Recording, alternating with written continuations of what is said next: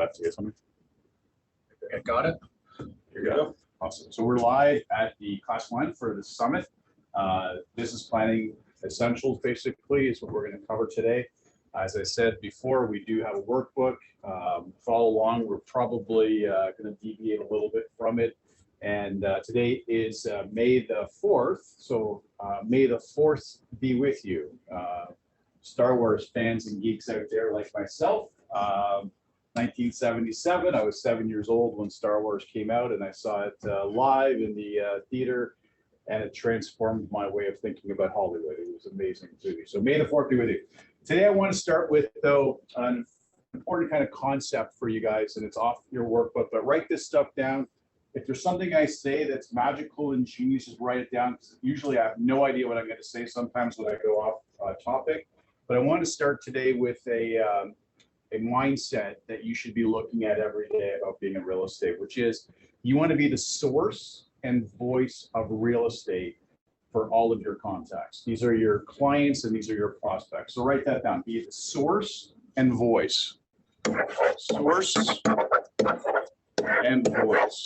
I'm sure everybody would agree with me that there's lots of sources that exist out there that are providing information about our sector in real estate. They can be the newspapers, they can be the TV, they can be social media platforms, other realtors, mortgage brokers, government. So sources of information on real estate, it's like a cacophony of noise, basically, right? So what I'm kind of advocating for you is to become a source and voice, and that's something that you have to determine and define yourself what that voice looks like for the people that you're interacting with.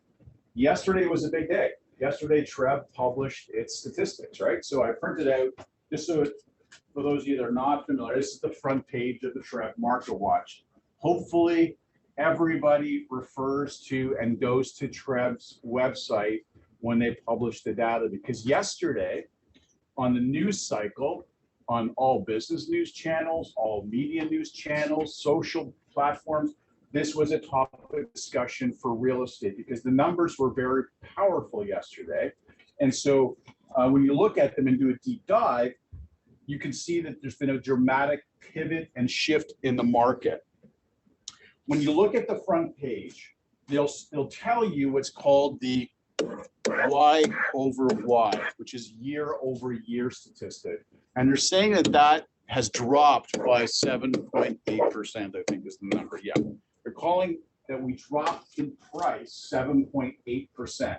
And so a lot of the news channels and a lot of those sources of information led with the market dropped year over year by 7.8%. That's comparing April 2023 to April 2022. As you probably all are aware, that's probably not a good statistic to use when you're going to do market value or comparative market analysis. You don't want to find out what something sold for 12 months ago. You'd rather know what did it sell for last month, last week, 2 months ago. So when you look at that data, and of course there's 27 pages. I've only printed out 2 of them because when I sold real estate, I really only used the front and the back for the generic statistics. But on the very back page, page 27, they give you the trailing average, the year-to-date average. So we said year over year, year-to-date. And this one goes back, because it's only been 4 months, to January. And if you look at what January statistics were, the sale price at the end of January was $1,037,542. And what it looked like at the end of April was 1,153,269. So in 4 months, the market has actually gone up. Year over year said it went down 7.8. But if you look at the more important statistic to help you with being the source and voice, the market's increased on average about 11%. It's a better story to talk about when you're going to try to get listings. In our business, we have this old saying. As I said, I started in 1992, so I'm 31 years now in the real estate sector. And I learned this in my first week of real estate. List to last. Some of you may be newer into the business, meaning the last year or two, that's fine. You probably prefer to work with buyers. But my advice to you is if you are 70% of your business, 80% buyers, flip that. Get on the listing side. So using this type of information, being the source and voice going to sellers, telling them the market hasn't gone down 7.8, it's gone up 11%, is a powerful tool and mechanism for you. So it's just a concept I want everybody to be aware of. And you can do this with any data points that come out in the media that are published statistics and data, because people are increasingly looking for the advice, the expert guidance. We provide a lot of that through Signature Live, through our Done For You marketing pieces. Leverage those things and become very proficient at knowing what you want to say as the source and voice of real estate. So hopefully that's helpful. I will start on the first slide that we got here, which is a kind of exploratory question page for everybody. And if you have questions, please send them to the chat and Matt will stop me. So the first question, I always love starting my course with this question, is why did you get into real estate? And so some of you, as I said, probably been a few years, maybe 5, 10, 20 years. Go back to the day that you decided to sign up. Maybe it was with AREIA at the time that provide the courses, or now, of course, through Rico and Humber. Why did you get into real estate? I'm going to start everybody off with 2, because having taught this course for 15 years, everybody says they get in the business for money. And everybody also says to be their own boss. So I got the 2 big ones out of the way. What are some of the other reasons why you got into the business? Freedom. So freedom of time. So that's literally nobody telling you what to do, and you can go and do what you want to do when you want to do it. Awesome. Anybody in the chat at home that's Nashid says financial freedom. and so we can go financial too. Love it. Say financial and time for the freedom. Nozima says love for buildings and construction. Ooh, love. Can I just generically say love for real estate? For real estate. I'm tracking with that. I love real estate. Nishid also says enjoy meeting people from all over the world. Oh, okay. You like people. He likes people. Do you like everybody? Love meeting people. Stefan says to give the service I wish I got when he was a seller, when he was doing his Okay. Can I define that as a singular word called provide hospitality? hospitality. Does that work? Works. Okay. Chandler wants flexible hours. Flexibility. Tatiana wants creativity in many aspects. Okay. Looks like it's it. Okay. I want to go back to this word though. Who said that they wanted to change the experience? Stefan. Stefan. So Stefan makes a very good point. We are in the service sector and we're delivering an experience to people. That could be a good experience, be a negative or a neutral experience. I've always thought of our sector like any other hospitality sector. And one of the biggest ones that we interact with all the time would be like a hotel sector, right? And you can have diverse experiences in a hotel sector. So 2 weeks ago, I was in Ottawa for the Canadian Real Estate Association's annual general meeting. I sit as the current president of Mississauga Real Estate Board right now. And as that, I get to go to all these big events and lobby and work on your behalf of as membership. But when I showed up in Ottawa, we went to the Westin Hotel. We pre-booked like 3 months in advance. And we got there for our check-in, which was at 2 o'clock, but we got there at 3. So our room should have been ready, right? They weren't ready. And the person at the desk was the most rudest person you could ever imagine. Had we been able to go to another hotel, we probably all would have. There was 4 of us that showed up. Another attendant at the desk, who was a couple of consoles down, saw the experience we had, because we were obviously appalled by this experience. And when that lady left and went into the back room, this other lady came and took care of us.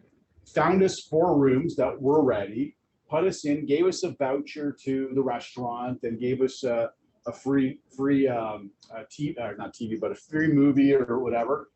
Great experience. We would have walked away saying bad things about the Westin, as I started to talk to you about, but now I say, hey, listen, somebody picked up the negative experience for that and delivered a positive experience for us. So hospitality, never ever lose sight of the fact that every interaction you have with people, they're going to remember that.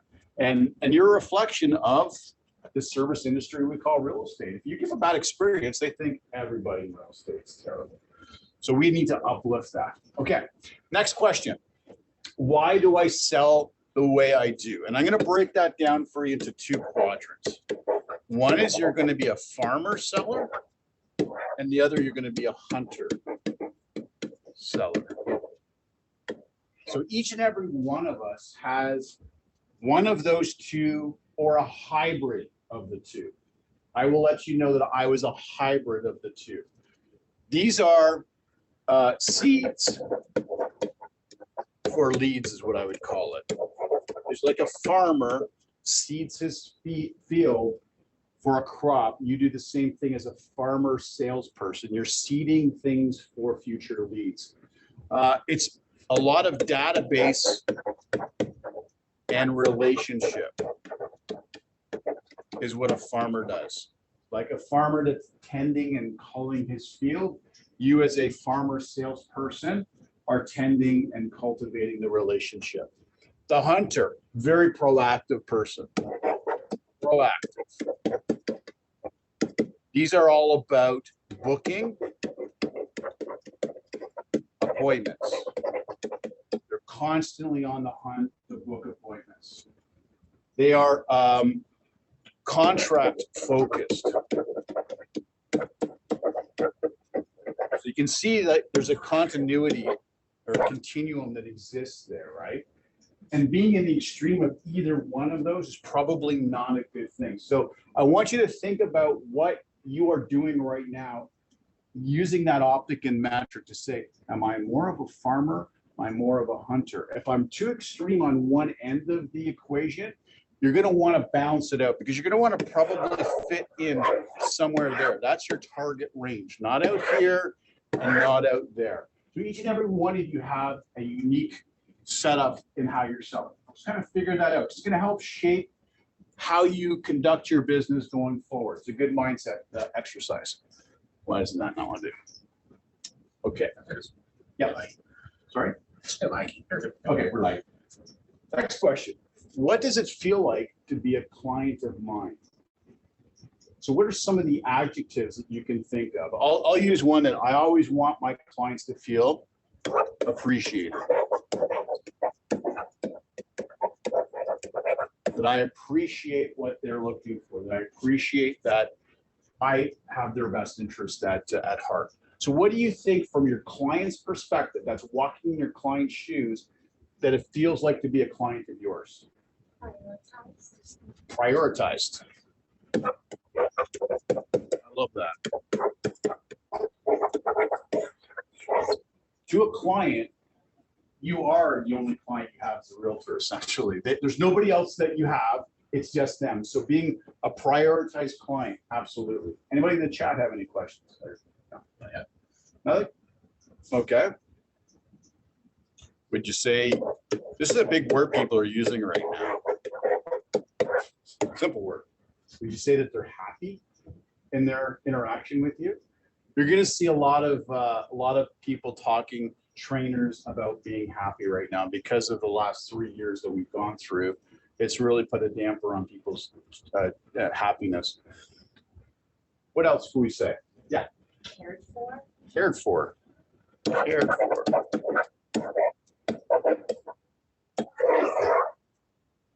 Love it. Any others? Respected from Stefan. Respect. 100%. You're not there just for a fee, a commission, right? All right, next question. What do I want to accomplish? That could be a monetary target. It could be a philosophical topic. Whatever. Write one or two things down. Ed wants to provide the best advice. Best advice. I agree. Our business today has become more and more about interpreting the data that you're seeing. Again, to be the source and voice of real estate. All of this information is coming through, and you're helping to give the advice by filtering what's important. And everybody has a micro-specific need. And so for you to be able to sift through that, to filter that out individually, giving them the attention and advice is critical. So that was Ed, you said? Ed, yes. Yeah, great, Ed. Tatiana wants to make long-lasting relationships. Oh, I love that. Long-lasting relationships. This business is really relationships. I fundamentally 100% espouse that ideal. Building relationships build referrals. As this industry gets more competitive, and let me give you some statistics. I always print this one out as well, just to let you guys know. Right now in the Toronto Real Estate Board, Toronto Regional Real Estate Board, sorry, they changed it. There's about 70,000 realtors right now that are your competition in TREB. But there's other boards that surround TREB in the ITSO platform. Out of that, at the end of last year, there was 75,000 sales. 75,000. So one sale per realtor, but you double that number because you look at ends. There's a sale on their buy side, right? So you're actually 150,214 is actually the transactions that occurred last year at 70,000. When you do that math, folks, the average transaction per realtor on the Toronto Regional Real Estate Board last year was 2.1 ends. If you are not building a business based upon relationships, long-lasting relationships to fuel and feed your business, then you're going to be hunting for the 2.1%. Every year, you should be generating 4 to 5 times that number in referrals when you have a healthy database. My goal for every one of you, 8 to 10 referrals.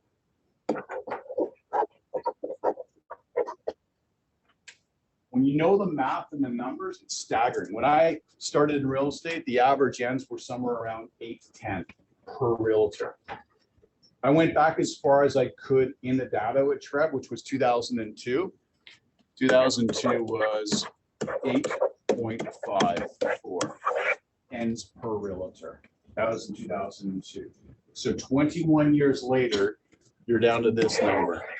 Is that because the number of agents has increased, or the number or the disparity between them has just reduced? Good question. So the sales ends was 150,000 in 2002, but there's only 17,500 realtors. There you go. Okay. So you'll see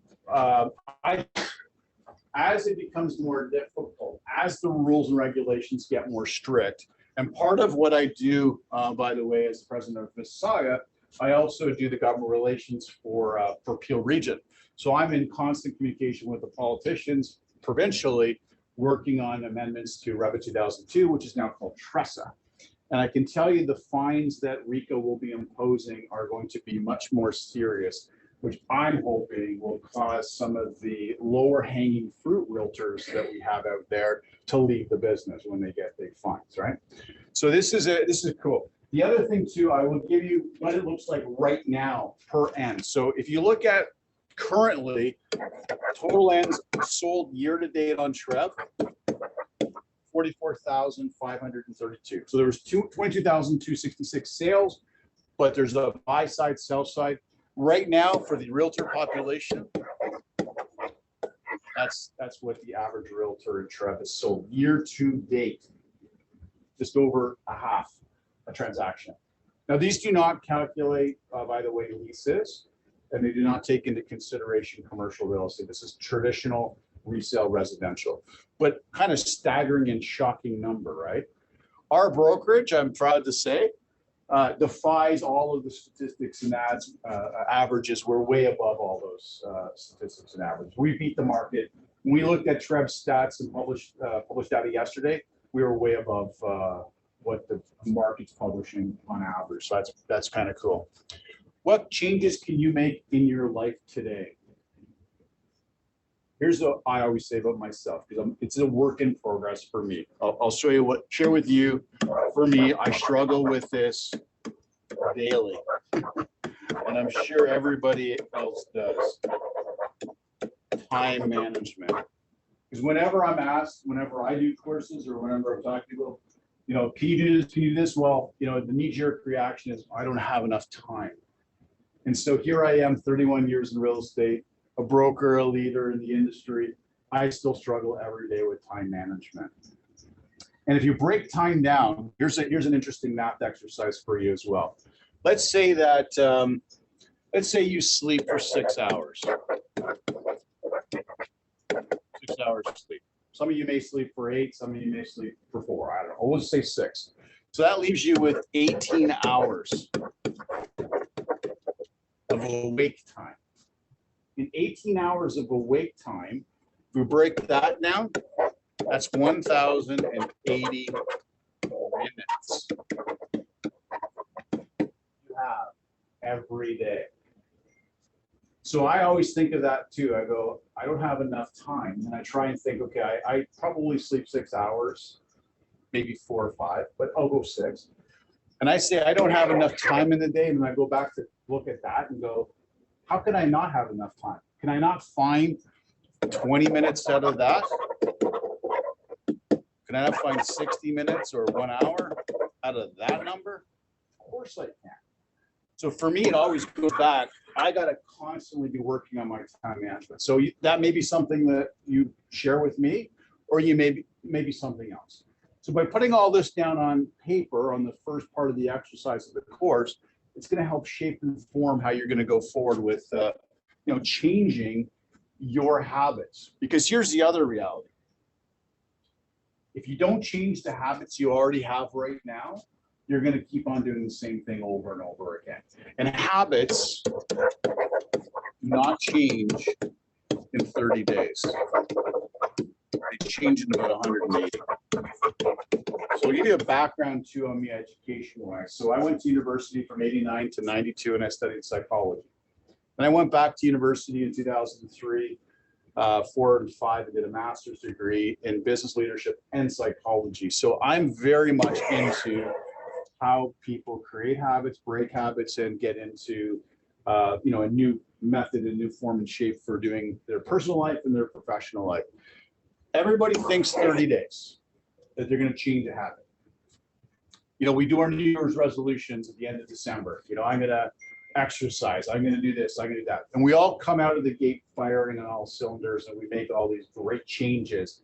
And then in week 2 or week 3, we're like, I'm too busy. Time management's not on my side, and I'm not going to go to the gym today. Or I did make a healthy lunch for myself. I'll hit McDonald's. And you make that one pivot deviation, and you've broken your 30-day pattern or 15-day pattern at that time, and you're never going to get to your 180. You literally have to break like a fracture of your leg. Think of this visual. A compound fracture of your leg is what you really need to do on those habits. And you have to stick with it for 4 months. At 4 months, if you've done it every day, day in, day out, you've created a new habit, not in 30 days. And so I only have you, unfortunately, for just over 30 days, right? So I'm not here to be able to fracture you over 4 months, but hopefully it gets into you that you can continue that after our sessions are over. All right, any questions so far on the first page? No. So we'll go to page 2. So that'll be page 6 in your workbook.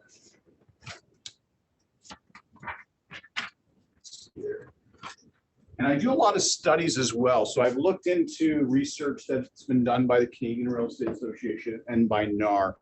And this is a great study that was done by actually NAR, the National Association of Realtors. They represent about 1.1, 1.2 million realtors in the United States.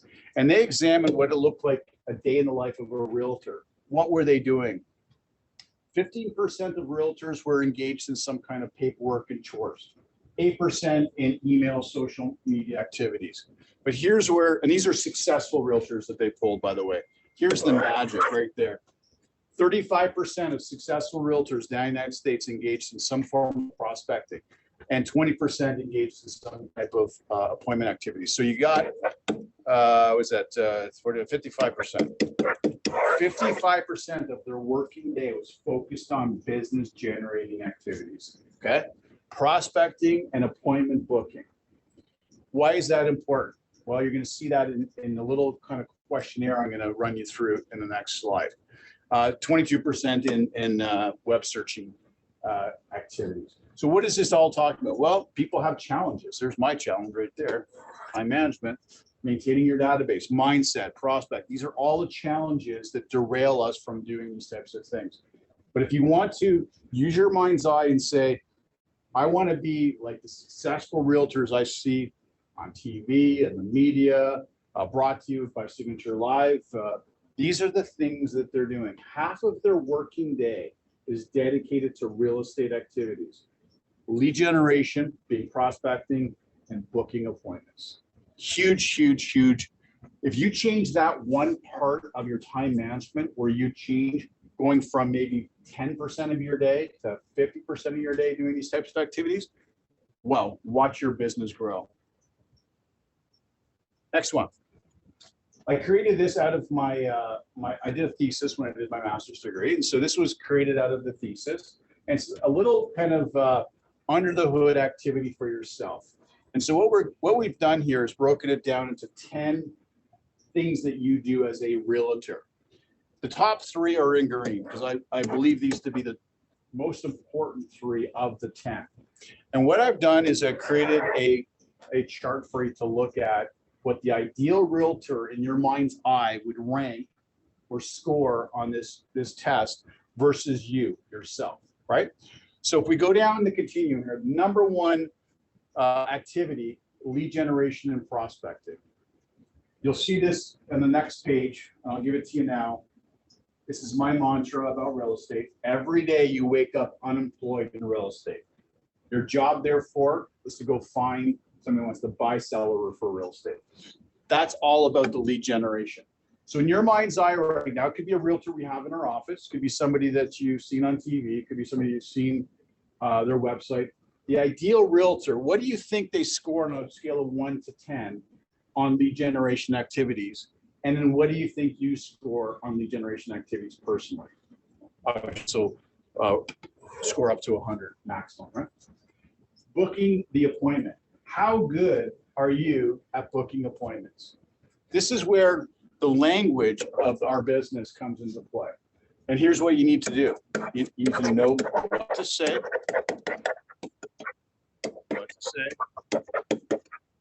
how to say it, and when.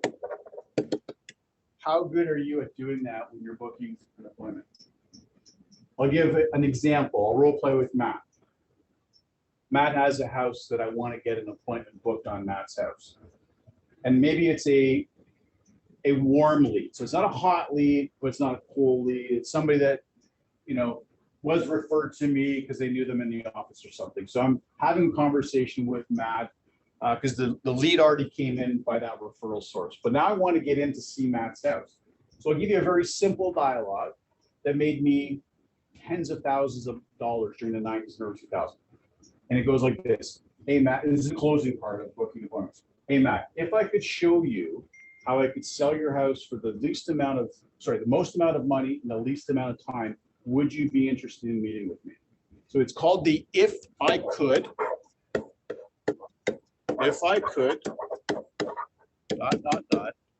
would you?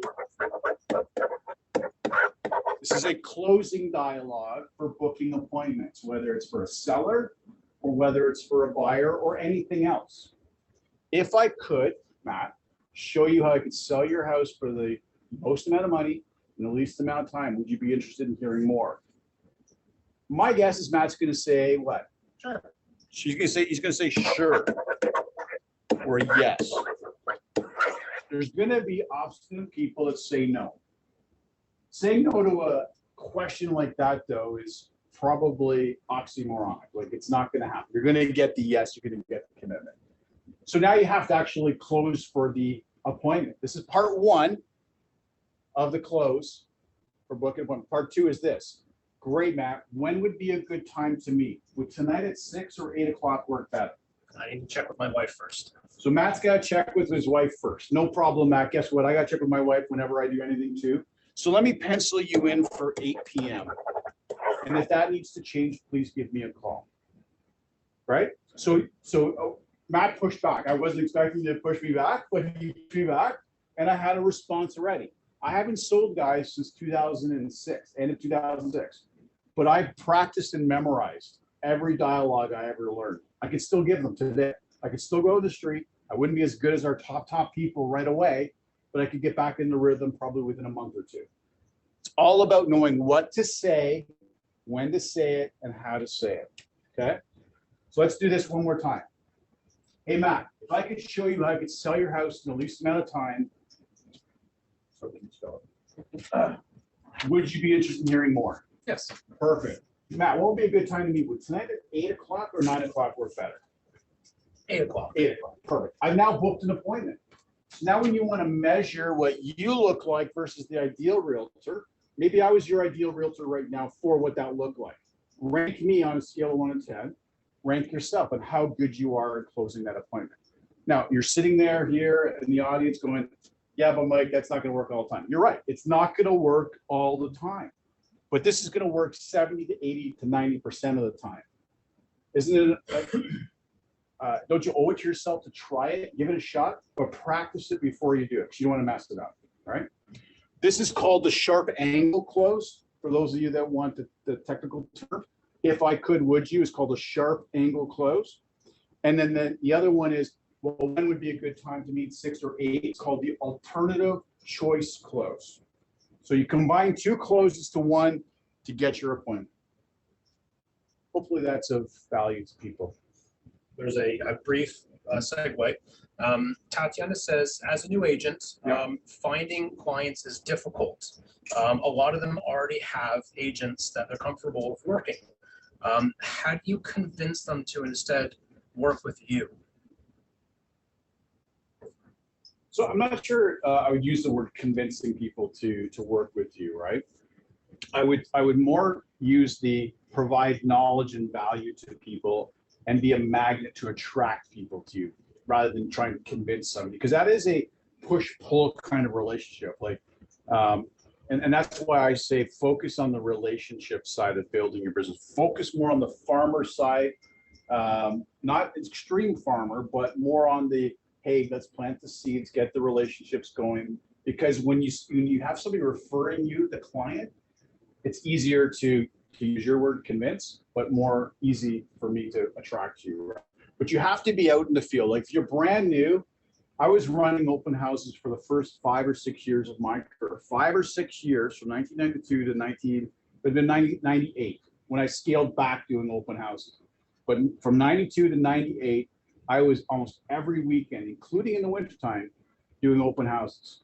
Those are an amazing source of lead generation activities with strangers. If you want to meet strangers, right?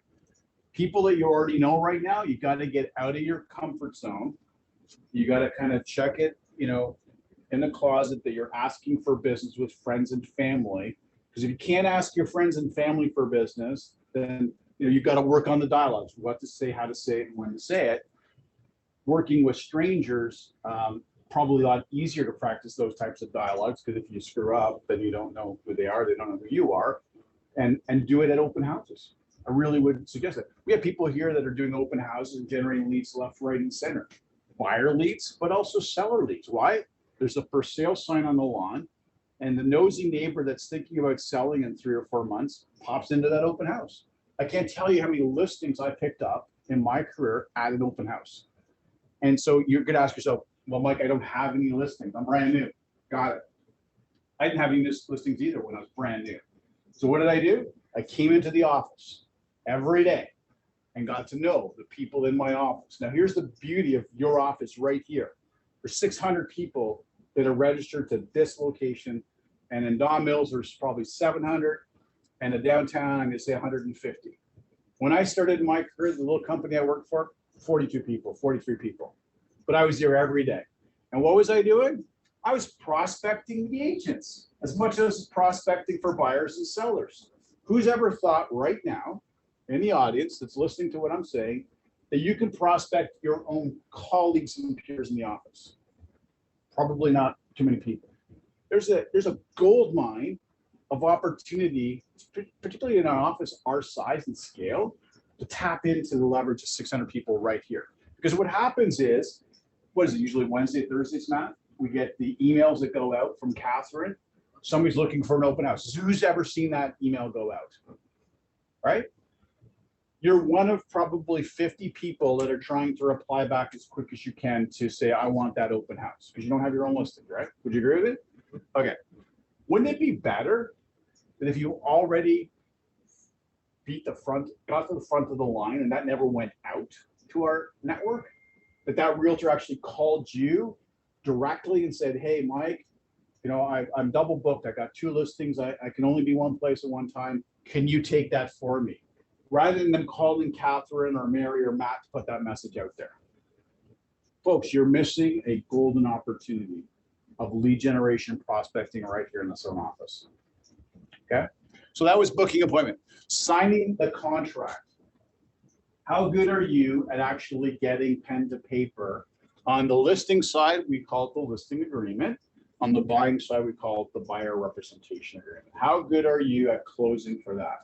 And we'll talk about some dialogues later on in the course about how you do that.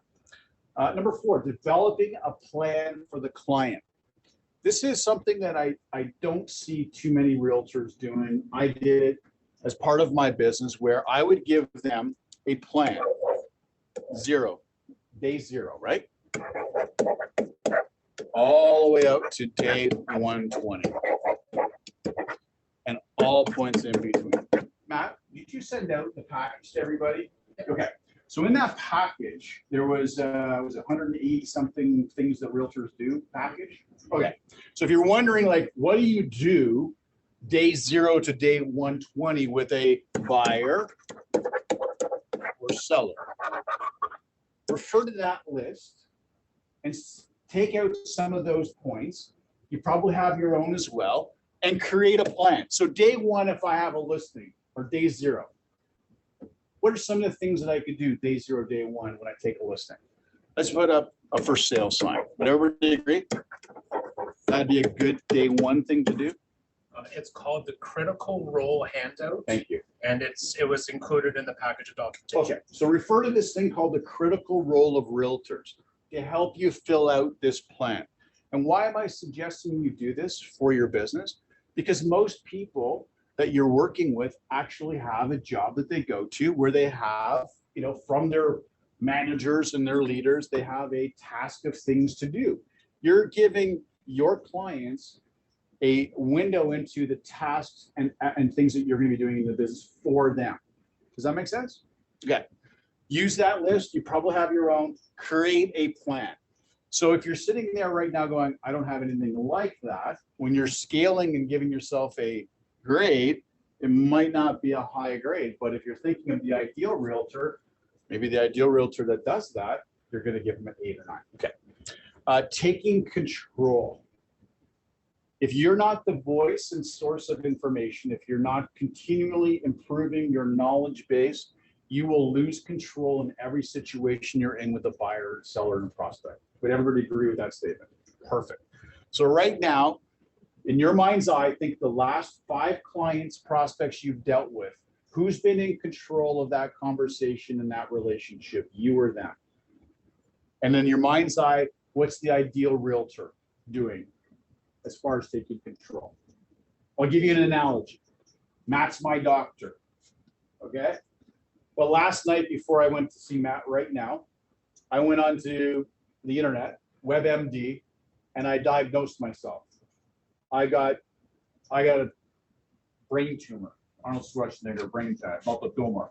Okay. I go into Matt, I got a brain tumor because I had a headache. What's Matt going to say as my doctor? Highly doubt it. Highly doubts it, right? But I want to take control, but I disagree with you, Mr. Doctor, that went to school for 10 years. I went on to WebMD and I got the symptom, and that symptom says I have that. What's Matt's response going to be? Let's do some tests first. Let's do some tests. Let's look under the hood, right? Matt's taking control. Matt's like, oh yeah, you're right. WebMD is better than my 10, 12 years of school and my 30 years of being in a medical practice, right? So using that analogy, how good are you with the last 5 clients in you taking control? Because it's very important. If you're not in control, you're not the professional here. You're one of the 70,000+ of realtors that people go and take advantage of and don't respect. Ability to qualify. What does that look like from both a buying and selling perspective? Well, from a buying perspective, that is the capability, another word, capacity, to qualify to buy that property. Are you actually doing that before you take people out and show them property? If you're not on the buying side, your ability to qualify is very low. If you're just taking what somebody's telling you. So if Matt told me, hey, Mike, I make $250,000 a year and I'm qualified to buy $2 million. If I just take him at his word, I haven't actually done a qualification on it. So what's your ability to get them into the right spot, mortgage broker, lender, what have you, to get qualified? That's on the buying side. Selling side's the same thing, particularly because we dropped last year. Let's just say 20% was the drop, peak to trough, right? There may be people that are trying to sell today that are underwater in their mortgages on the selling side. We are hearing this. And if that's the case, there's no what we call equity in the home. So if you're going to the market and listing a property and there's no equity in the property, there's no fee that's going to be paid out.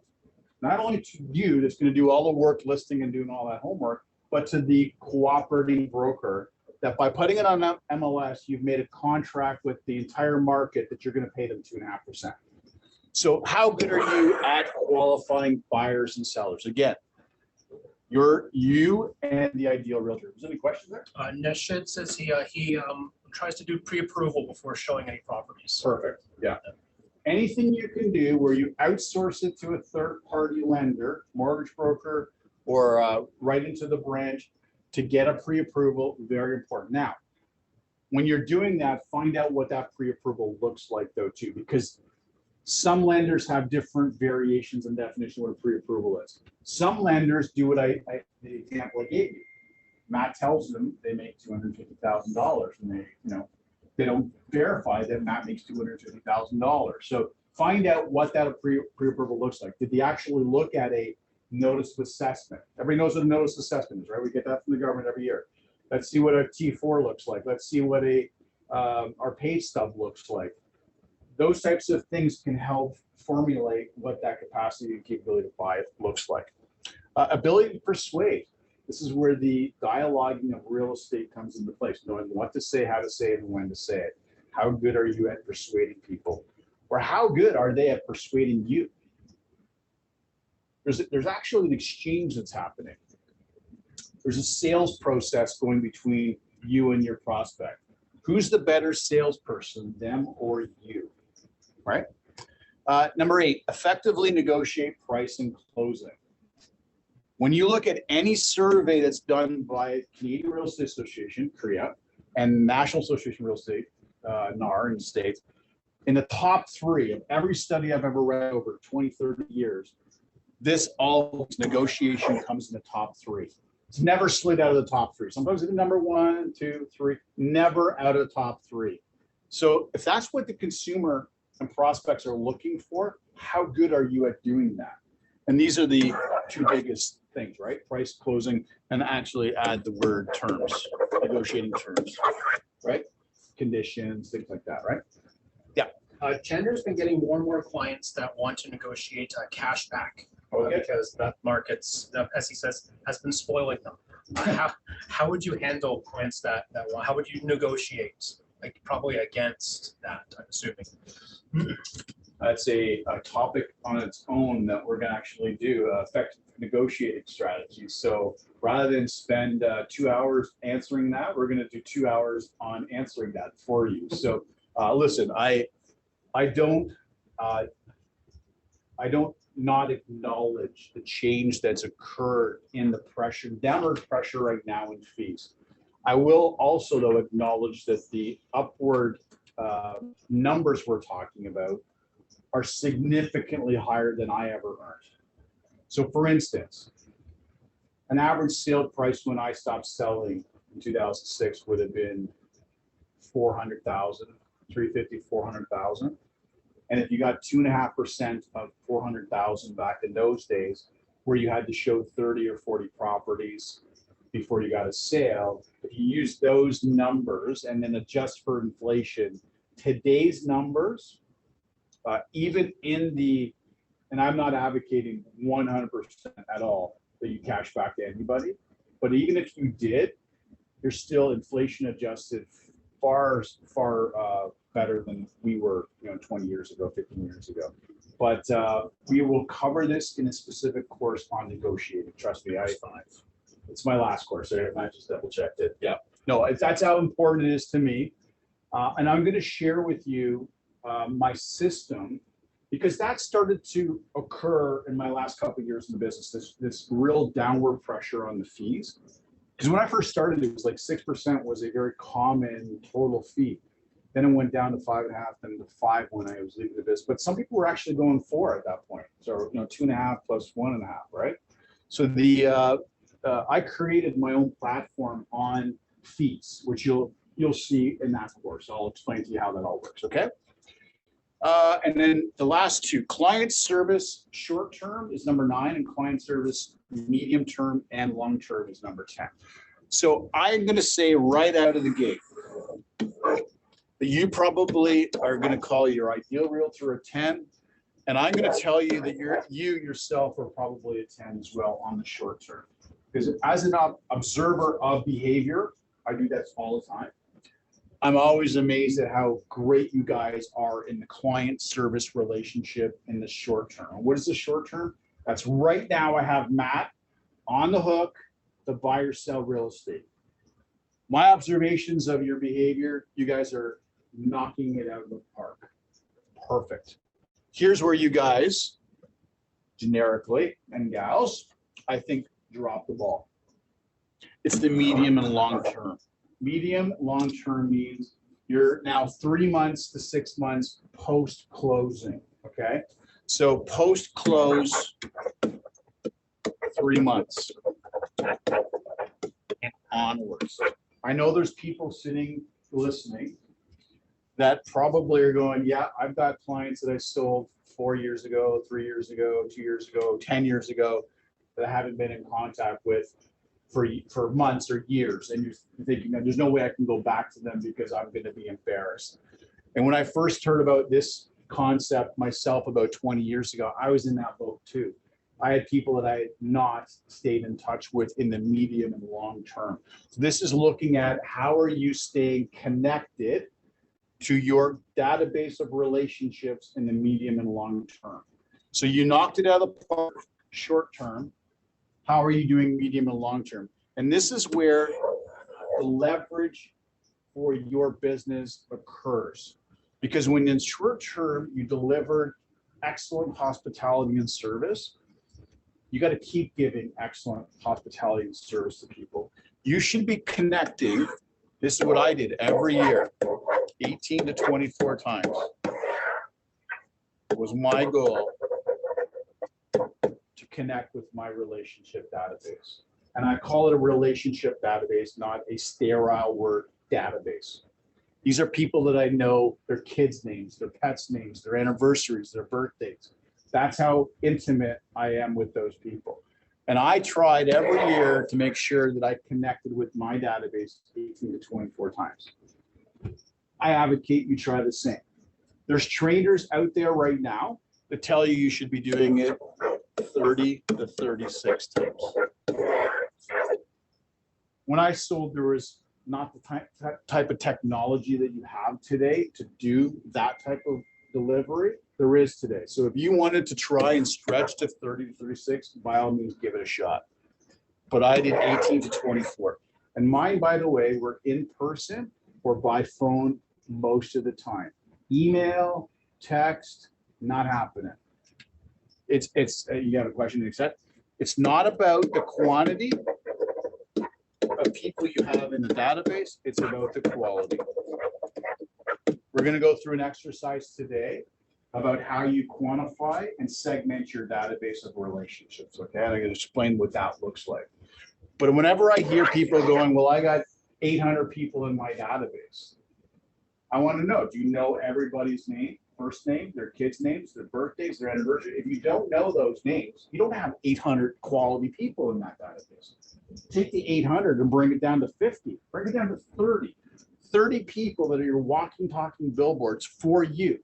Because everybody, here's something magical, mathematic. Every person knows 3 people per year they're going to buy, sell, or refer real estate.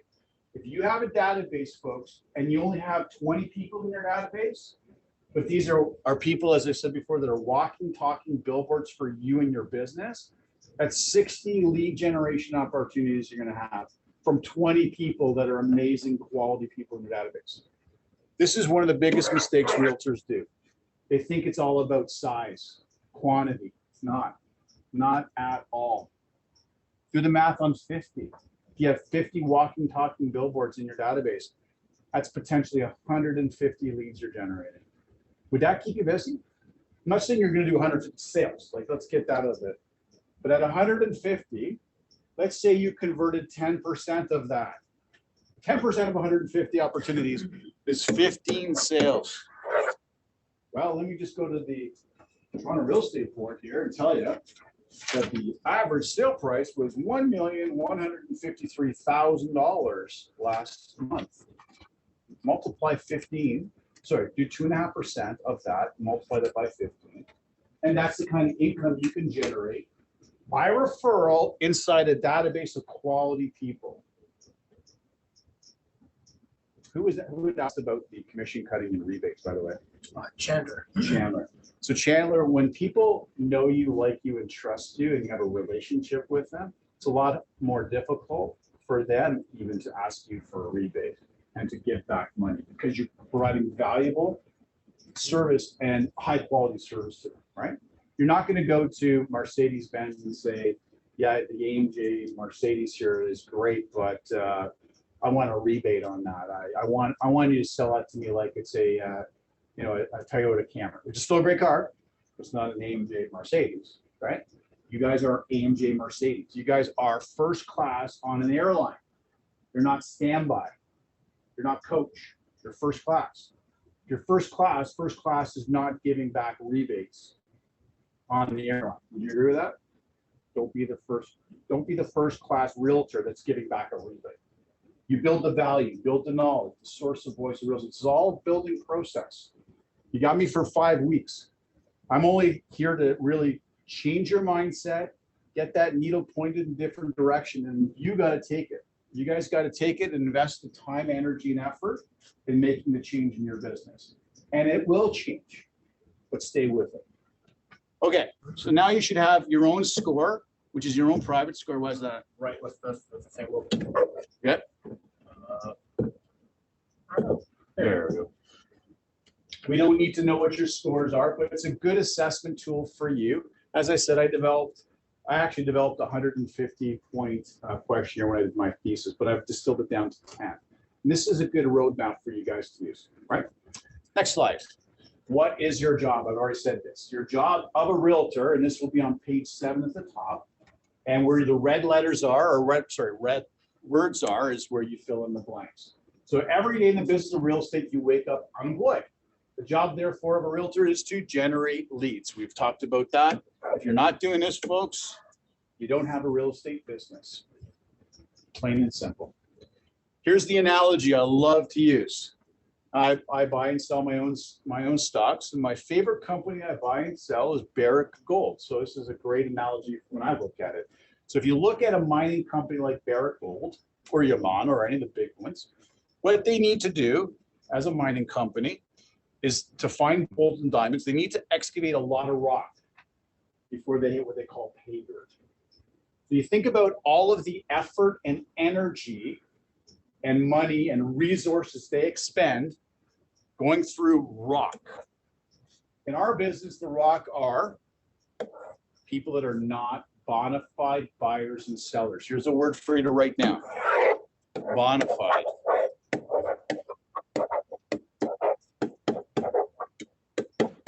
Bona fide buyer and seller is somebody, again, I used the words already, that the capability and capacity to buy or sell real estate. That's a bona fide buyer.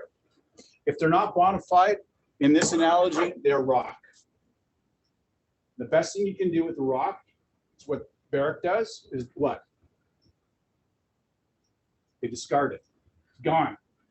Goes into the rock pile. Goes into the, there's a term I forget it now, but it goes into the pile of like uselessness. I'm not saying make people useless and throw them into a useless pile, but you're conducting a business. So if they are not bona fide, then don't spend the kind of attention and time that you are going to spend with people that are bona fide people. Put them on a drip campaign or something like that. And I'll go through that in a couple slides in this course. Just spend and allocate your time and resources to the bona fides, not the rocks. Everybody got that? Questions on that? Yeah. Would you still seed the rock? Of course. Yeah, we'll talk about that because we're going to break up your database into A pluses, A's, B's, C's, and D's, and I'll go through what that looks like with you as well. So I'll give you a heads up. The D's, we delete those. The D's are the real hard rock. No matter what you do or say, they're always going to be rocks. So get rid of them, okay? The others, we're going to talk about a nurturing plan with them, okay? Systems. Oh, systems is like one of the dentists for me, but you got to do it. I learned this term a long time ago in systems. It's called McDonaldized. McDonaldized, I don't know if that's the right word. I learned it in a training program back in 1994. The trainer said, look at McDonald's as an operation. No matter where you go to a McDonald's, be it the United States or Canada or Europe, where have you, they have a system and how they cook their fries, make their burgers. And I'm not advocating McDonald's, not my favorite food, but anyways, they have a system. In fact, there's a great movie with Michael Keaton. He plays the guy. It's called The Founder. The movie's called The Founder. I think everybody should watch this movie if you haven't watched it. It's actually the story behind McDonald's. Michael Keaton's character actually stole the McDonald's brand away from the two McDonald brothers. His name was Ray Kroc, the guy that did that. If you want to learn about cutthroat business, watch that. But if you want to watch something about persistence and dedication, watch it as well. Because on that part, he took a couple of burger joint stands in California and made it to the biggest burger empire in the world. But in the Founder, you see the early brothers invented the Speedy system of making burgers. Speedy. It's a system. Everything was done the same way, time in, time out. This is what you need to do with your business. Create your own system. As I said, it's like going to a dentist. But once you set it up, then it's set up. It's going to take you some time to do it. But once it's done, now you're going to be able to not reinvent things every day. Okay. So you need a system for lead generation. We know that every day, 55% of the top realtors, according to NAR, are engaged in lead generation activities in their working day. Qualifying, that's the understanding, capability, capacity of the buyer.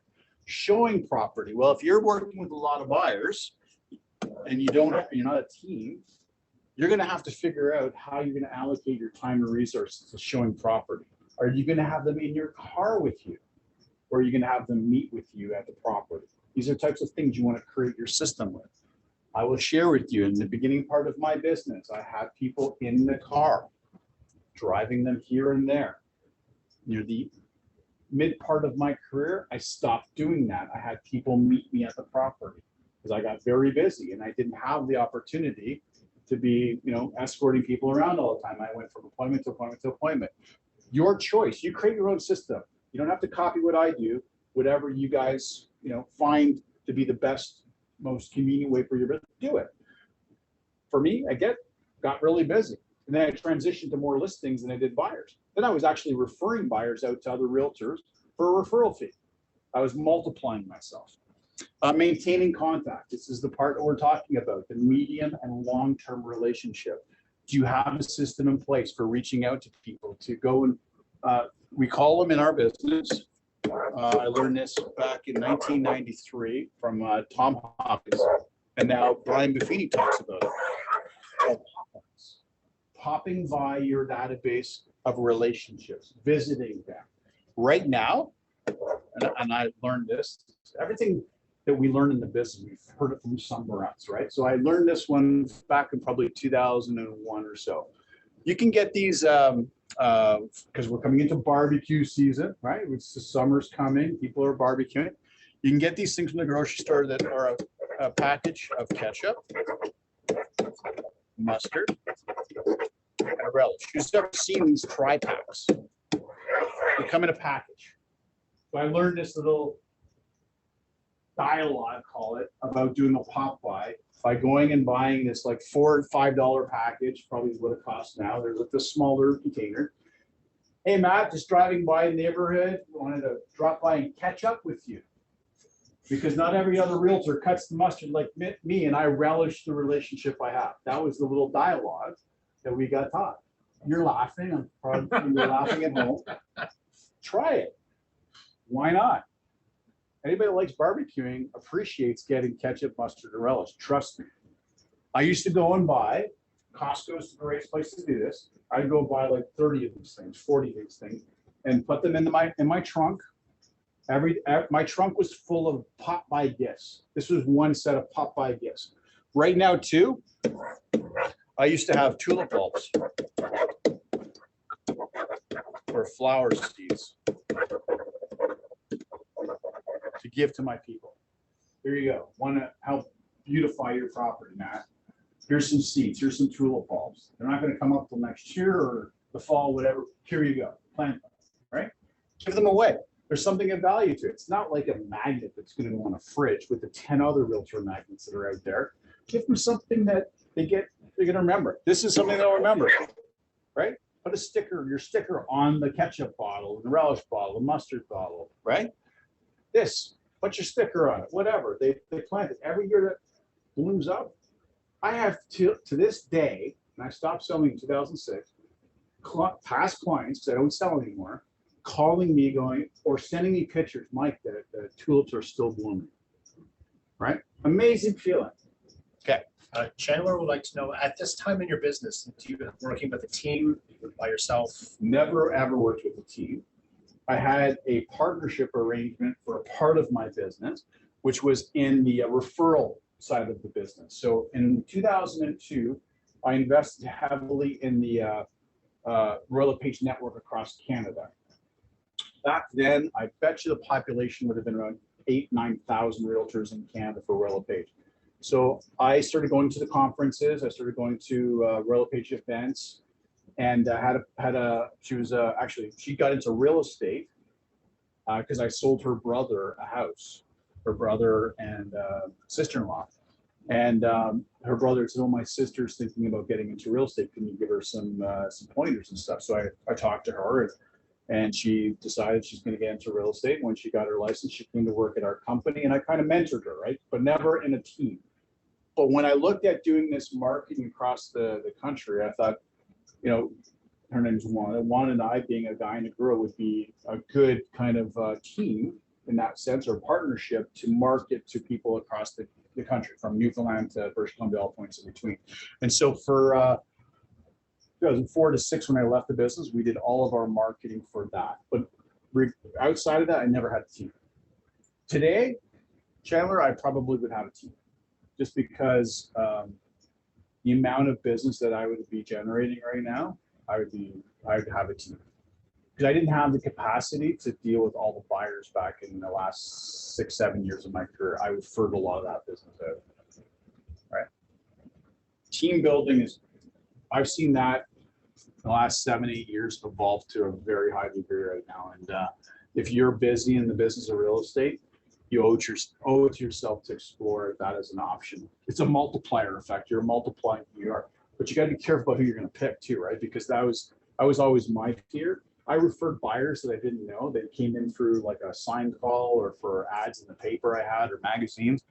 Anything that came by referral, I dealt with it myself. But anything outside of that, I gave it to somebody in the office, right? So you're building a team, you got to make sure your team members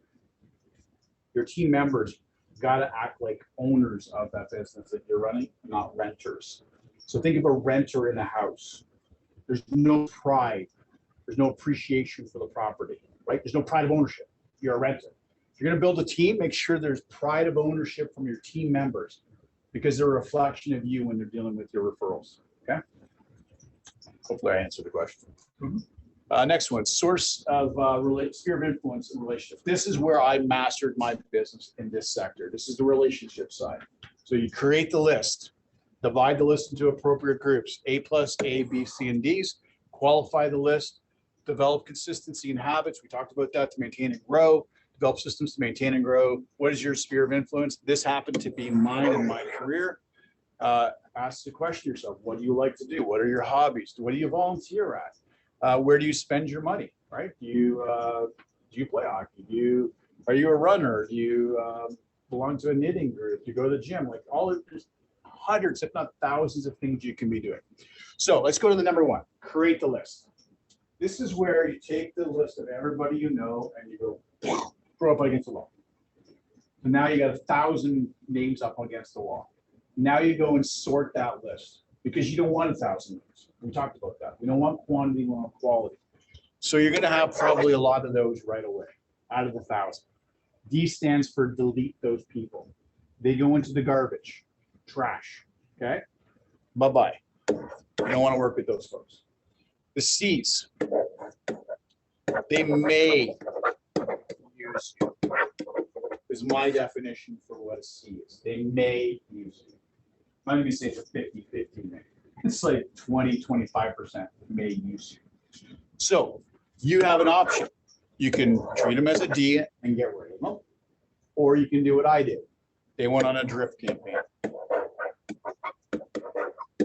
Technology to do this today is amazing.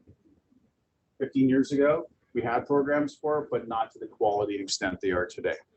I would call these people on not a regular basis like my core database, but they would get a call and they would get some type of material from me. So yesterday was a big day. Every day or day after a market watch release, I had content going out immediately. Now remember, 15 years ago, nobody else, hardly anybody else is doing that. You're competing with more people that are doing that today, get that, but there's more people not doing it than they're doing. So don't say everybody's doing it and not do it. Take the opinion that most are not, so you're going to do it. Get that content out. So a C would get that kind of content, okay? A B,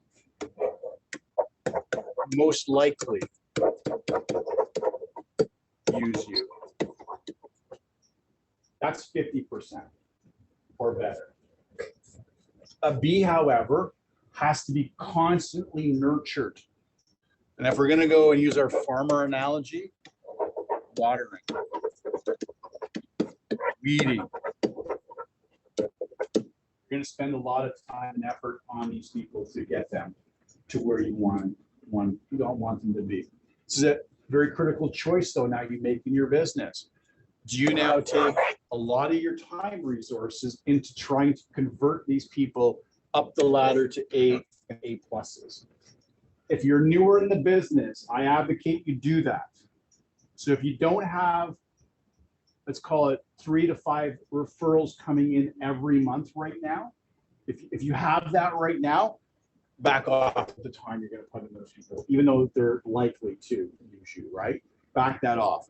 But if you're not, this is the category where if you move them up the chain, the ladder, you can really benefit and develop a strong database. Because ultimately, let me just cancel this out. Ultimately, folks, you want to be here. And A will use you. Always use you. Same here, and this one here, and always refer you. Okay?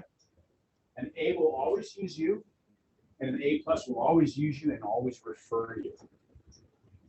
If you have in your database 15 or 20 A+, and I'll confess with you, that's all I ever had. 15 to 20 A+ after my entire career.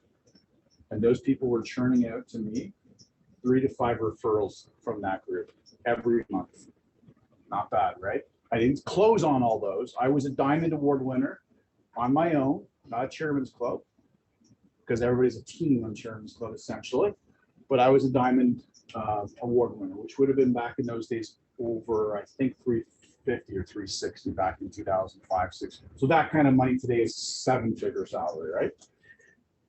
Move them up the chain, move them up the line, A to A+. These guys here, I used the term before, they're like a billboard for you.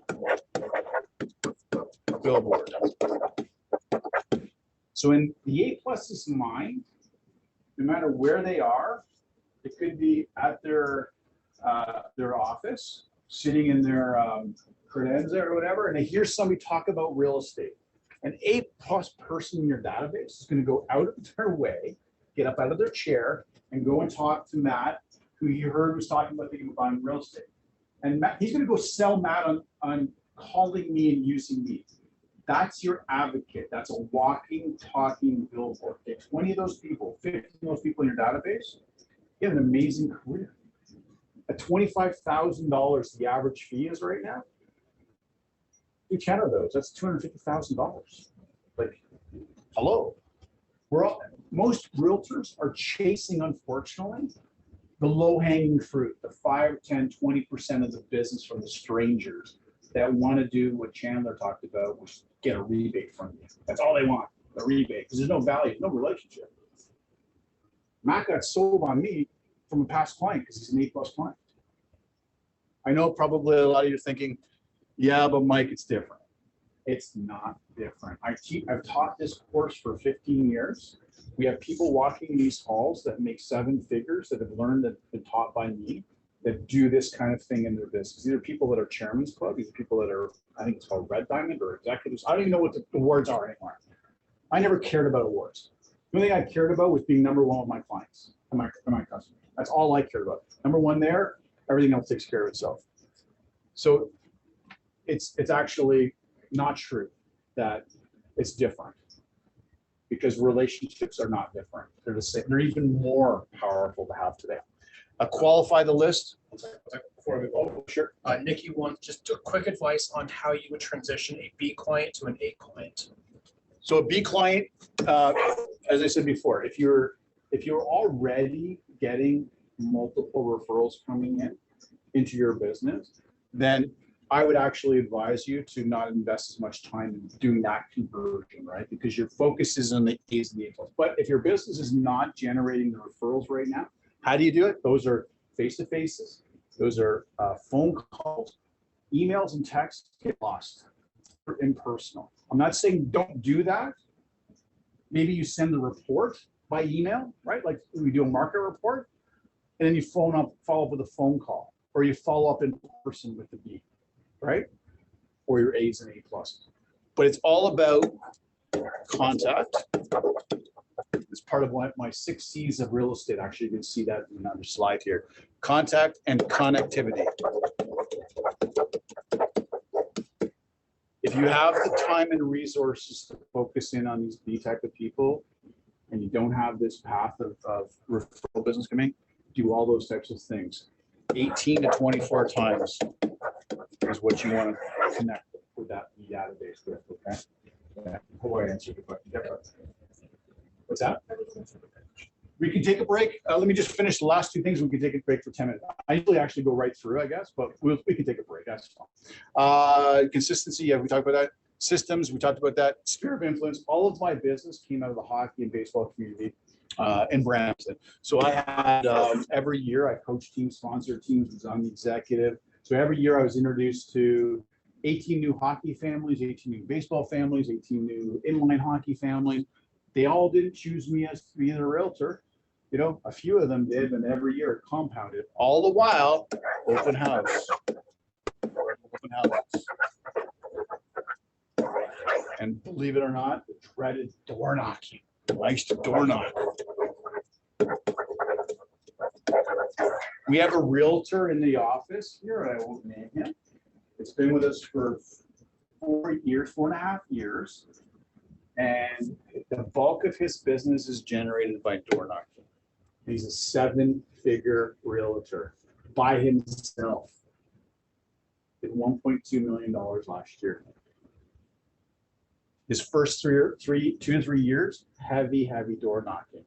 Now those people are his relationship databases. They were complete strangers before. He converted complete strangers into A pluses and A's. So he scaled back on doing door knocking. And guess what?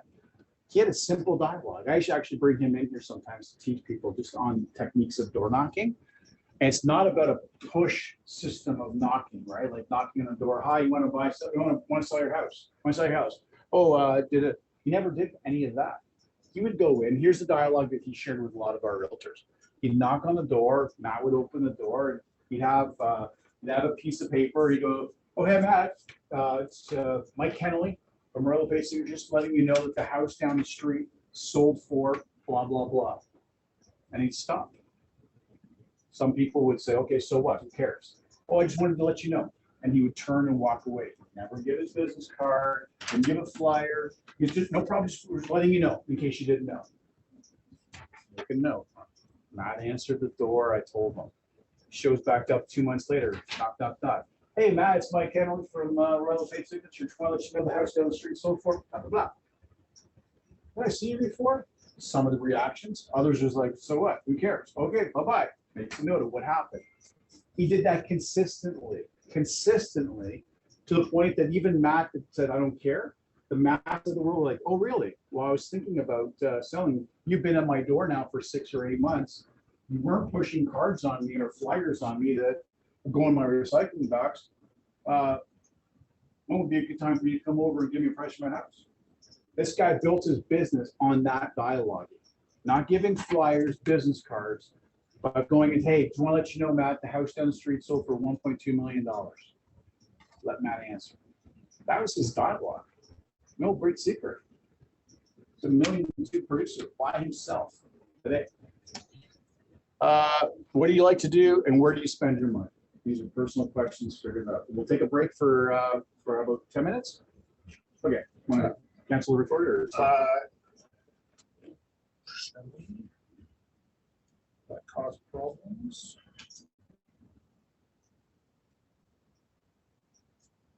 Pause recording. Now test your clicker.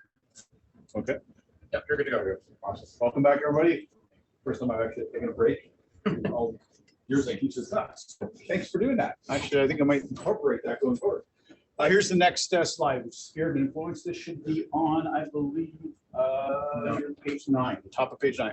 Create and build everybody you know by first name. That's where you throw everybody up on the wall and start to sort and classify A pluses right down to Ds. Ds are deletes. Qualify, sort, communicate. What is your plan? And here's the 30 to 36. Excuse me, I was 18 to 24. You figure out what works for you.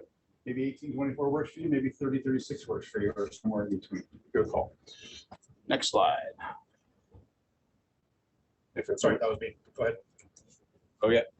Definition of a business plan. This is a definition I came up with at the university. It's the continuous process of making deliberate and systematic choices to predict with the greatest certainty the future viability of your business. And you can use what's called the SMART system. The SMART system comes from Harvard Business School. SMART stands for specific, measurable, attainable, relevant, and timely. So this was mine, and this is Harvard's. Specific, measurable, attainable, relevant, and timely. If it's not those things, then it's not a real good business plan. All right. By the way, if anybody misses anything here, you can go back and watch the videos. Matt will post it up on the portal. So Matt's going to now shift into gears here. He's going to do a bit of working through this for us. This is just a screenshot of what Matt's going to pull up here momentarily. So the screenshot you see is page 10 and 11, right, in your workbook. This here, before Matt does anything, this was actually the foundation of my business when I operated it. I was an athlete, a hockey player in baseball, and I always needed, to have a goal and a target. Here's where I am. There's where I got to go. How am I going to get there? So as I said, I learned early on in my career, the most important thing was to generate leads because I woke up unemployed every day. I had to go find someone who wanted to buy, sell, or refer real estate. So I came up with this system. You'll see on page 10 and 11. You can add to this system, delete, I don't care. This is your business. It's not mine anymore. This is your business. And so what I did was I did the activity, lead activities, right? Lead generation activities. And I went in a descent or ascending order on what I thought was valuable lead generation activities versus others that were more valuable. So for instance, you'll see the first category, flyers. And my goal, by the way, was, week, whatever, this is 52 weeks, so that's 1 year, right? Your name, but you want to put a goal. And so I was running, it's called between 2,000, 3,000 points per week in my system when I was running. What I'm going to advocate you guys to start with is to try 200 to 500 points to start. Don't go and try and do what I did right out of the bat. Can't run a marathon without having warmed up, got yourself to 3 kilometers, 5 kilometers, 10. So start small. And what you see here is different lead generation activities with a point assigned to it. So for instance, in our first category, we have flyers, and I'm assigning 0.25. So to get 1 point, you'd have to actually have delivered by hand or mail 4 flyers to get 1 point. Everybody following? Okay. So then we go in ascending order. A cold call, you pick up the phone and randomly call somebody that is not on the do not call registry. So if you're going to be doing this business of cold calling, Matt can help you connect to the guy in Mills that manages this for us. Please, please, please do not call somebody that's on the do not call registry, because if they make a complaint, the government, CRTC, is going to come after you big time. We've had a couple of cases in the office where the fines were $90,000 from the CRTC, individual. So if there was 2 complaints, that's $180,000. Now, our realtors in both cases hired lawyers, and they were able to get it reduced. One was like $12,000, the other was like $18,000 as fines. So if you're going to be cold calling, please make sure you're not calling off the do not call register. We do have a subscription to that. Door knocking. I just shared with you how one of our folks here at the West Office has made $1 million business based off of door knocking using that simple technique and dialogue he created. That's a 1 point. So if you went, knocked at 25 doors in the neighborhood, you got yourself, 25 points. And so what you're trying to do is accumulate, based upon your set goal for the week, the points.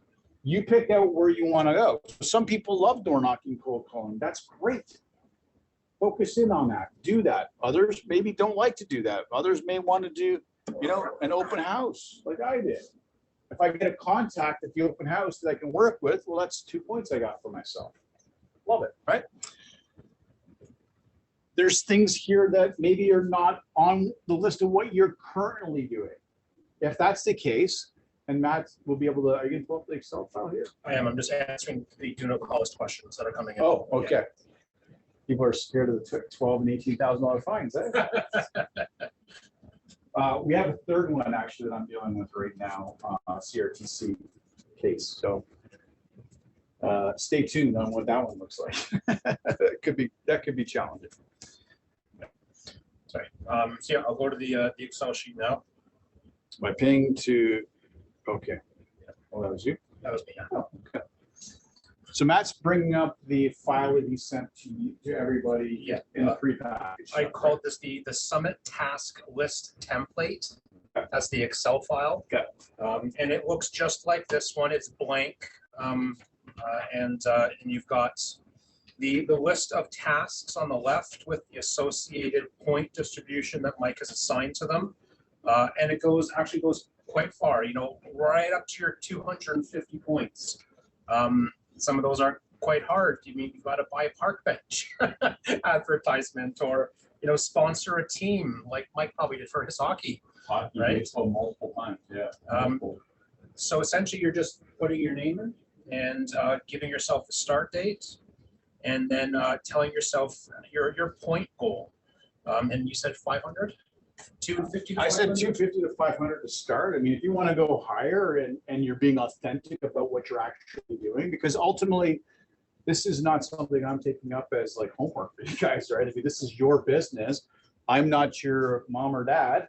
I'm not your teacher at school checking your homework. This is all on you. So your integrity that you have for yourself in your own business and authenticity is really how you're going to drive this type of system, right?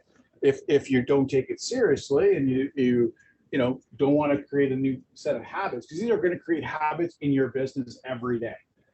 Maybe not every day, because maybe you say, I don't like to work on Tuesdays, right? And I don't like to work on Thursdays. So you take those 2 days off and nothing happens in those days. That's fine. Doesn't bother me.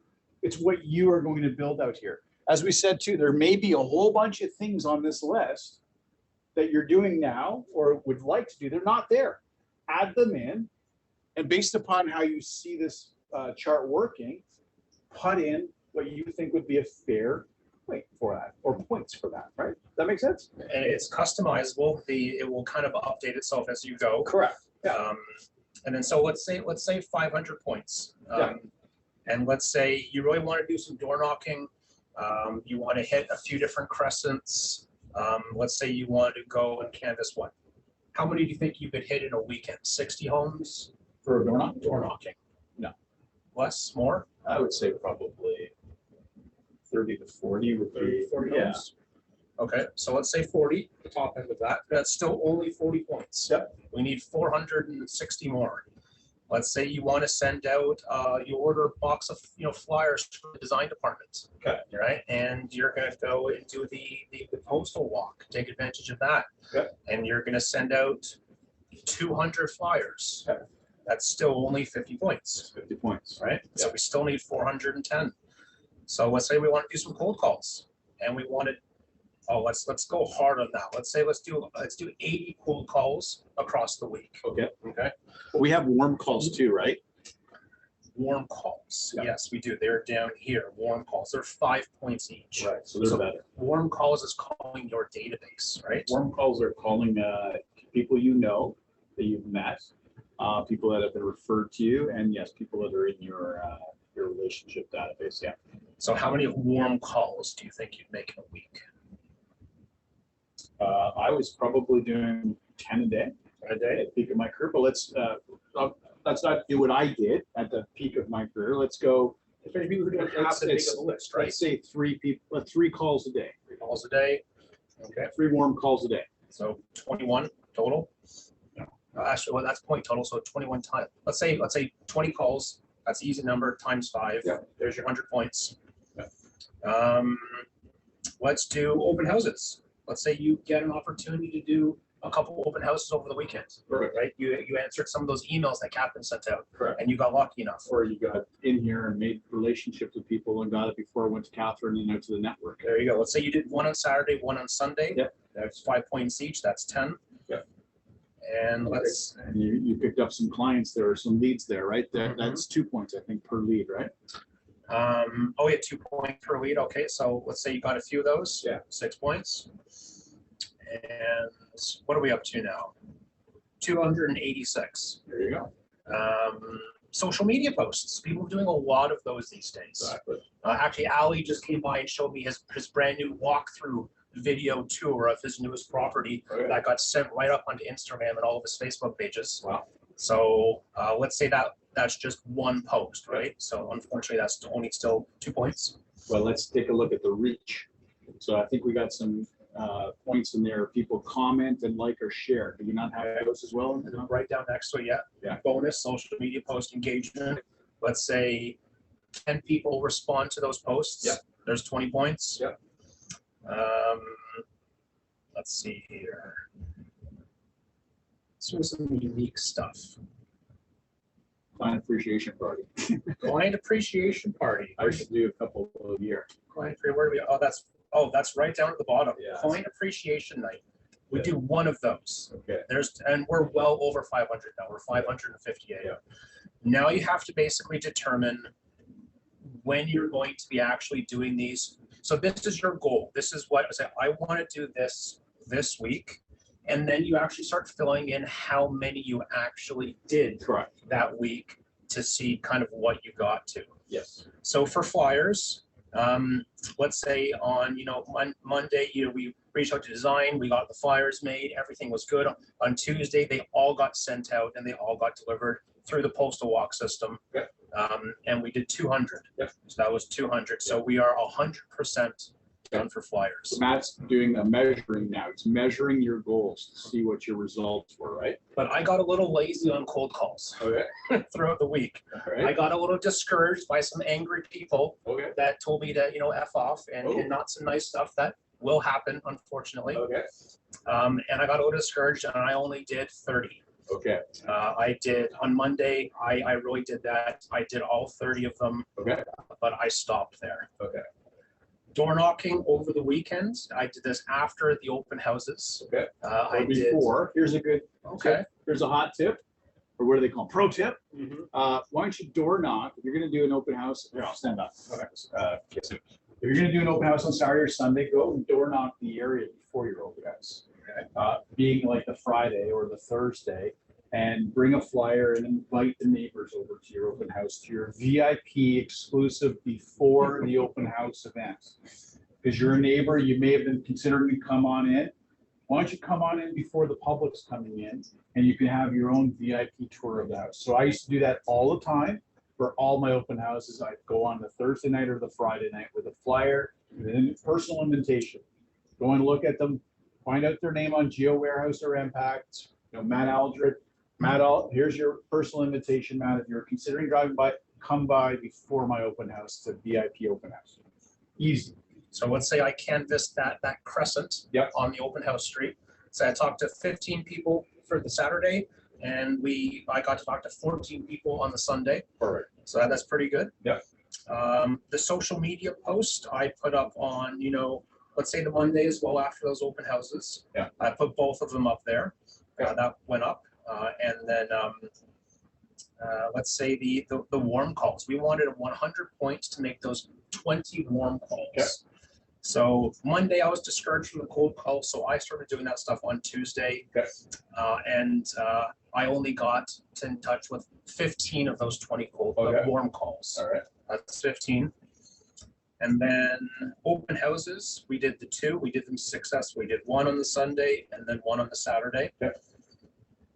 And then our client appreciation event on Friday night Okay. was a huge success. And we got a lot of, I did it. So it's just doesn't matter how many people showed up, it just matters that you did it. Yeah. So all in all, throughout the week, Okay. not too bad. Okay. My cold calls are in the red because I did not hit my goal. My door knocking was in the yellow because I still got talked to quite a few people, but not everyone I had knocked on the door for. Yep. And the warm calls, I had some moderate success too. Okay, so these are all, just stop it right there for a sec. So these are all these great activities you were doing to generate leads for what? What are the top 3 things again?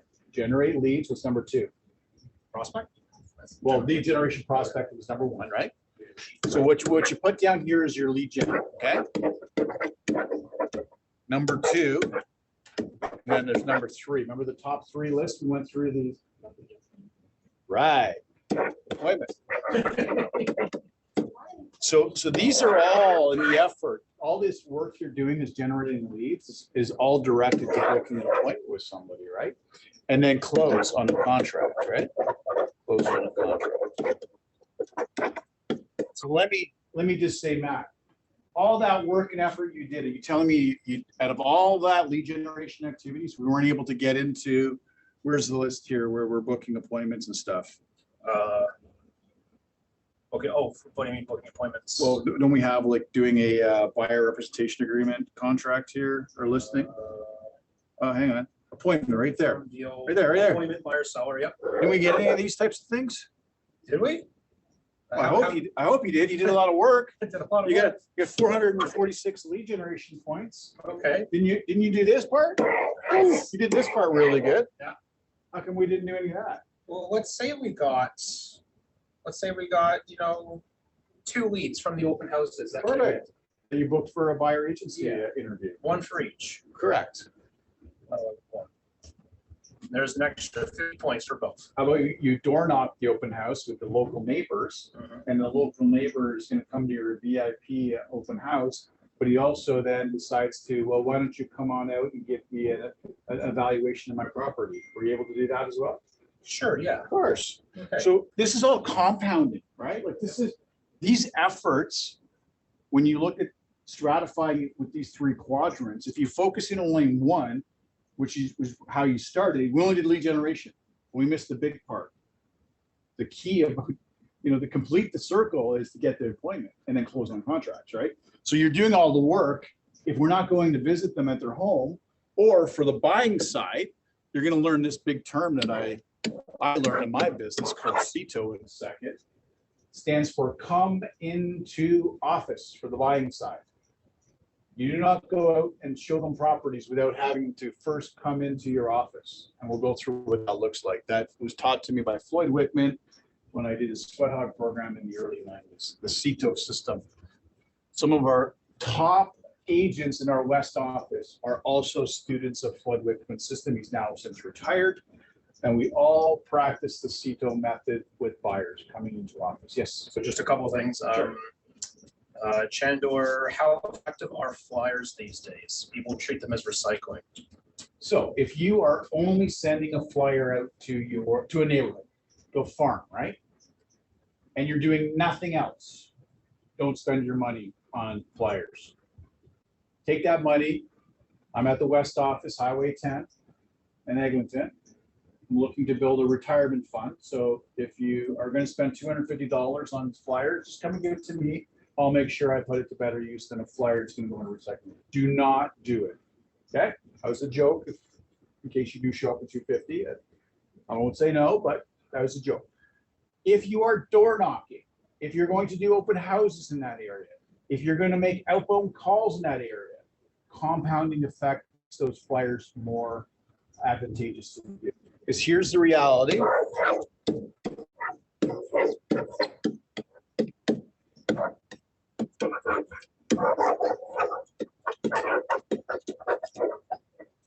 That is the Canada Post ad response rate statistic for a flyer.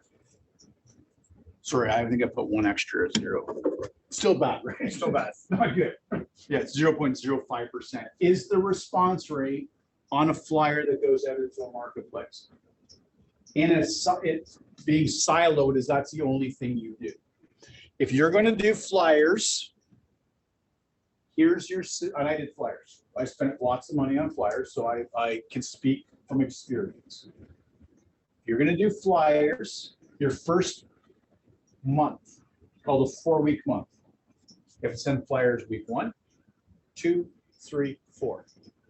Okay.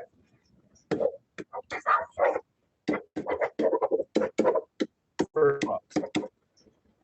Second month. Week 1, 2, 3, 4. Now you're up to, every week for 2 months. Third month. If we're calling it a 4-week month, you can take 1 week off. 3, back to 4, 4, 4, 3. That's your pattern. Do effective farming flyers because you need to get in front of people. They need to see the flyer and throw it away that many times before they recognize Matt or Mike or Chandler being name on that flyer. If you don't have the stomach to do this, don't do it. When I say stomach, I mean the financial horsepower resources to do that. I would go to the printer. Again, I speak from experience and I made tons of mistakes in my business, but I would go to the printer and have printed up the postcards, 50,000 of them at a time.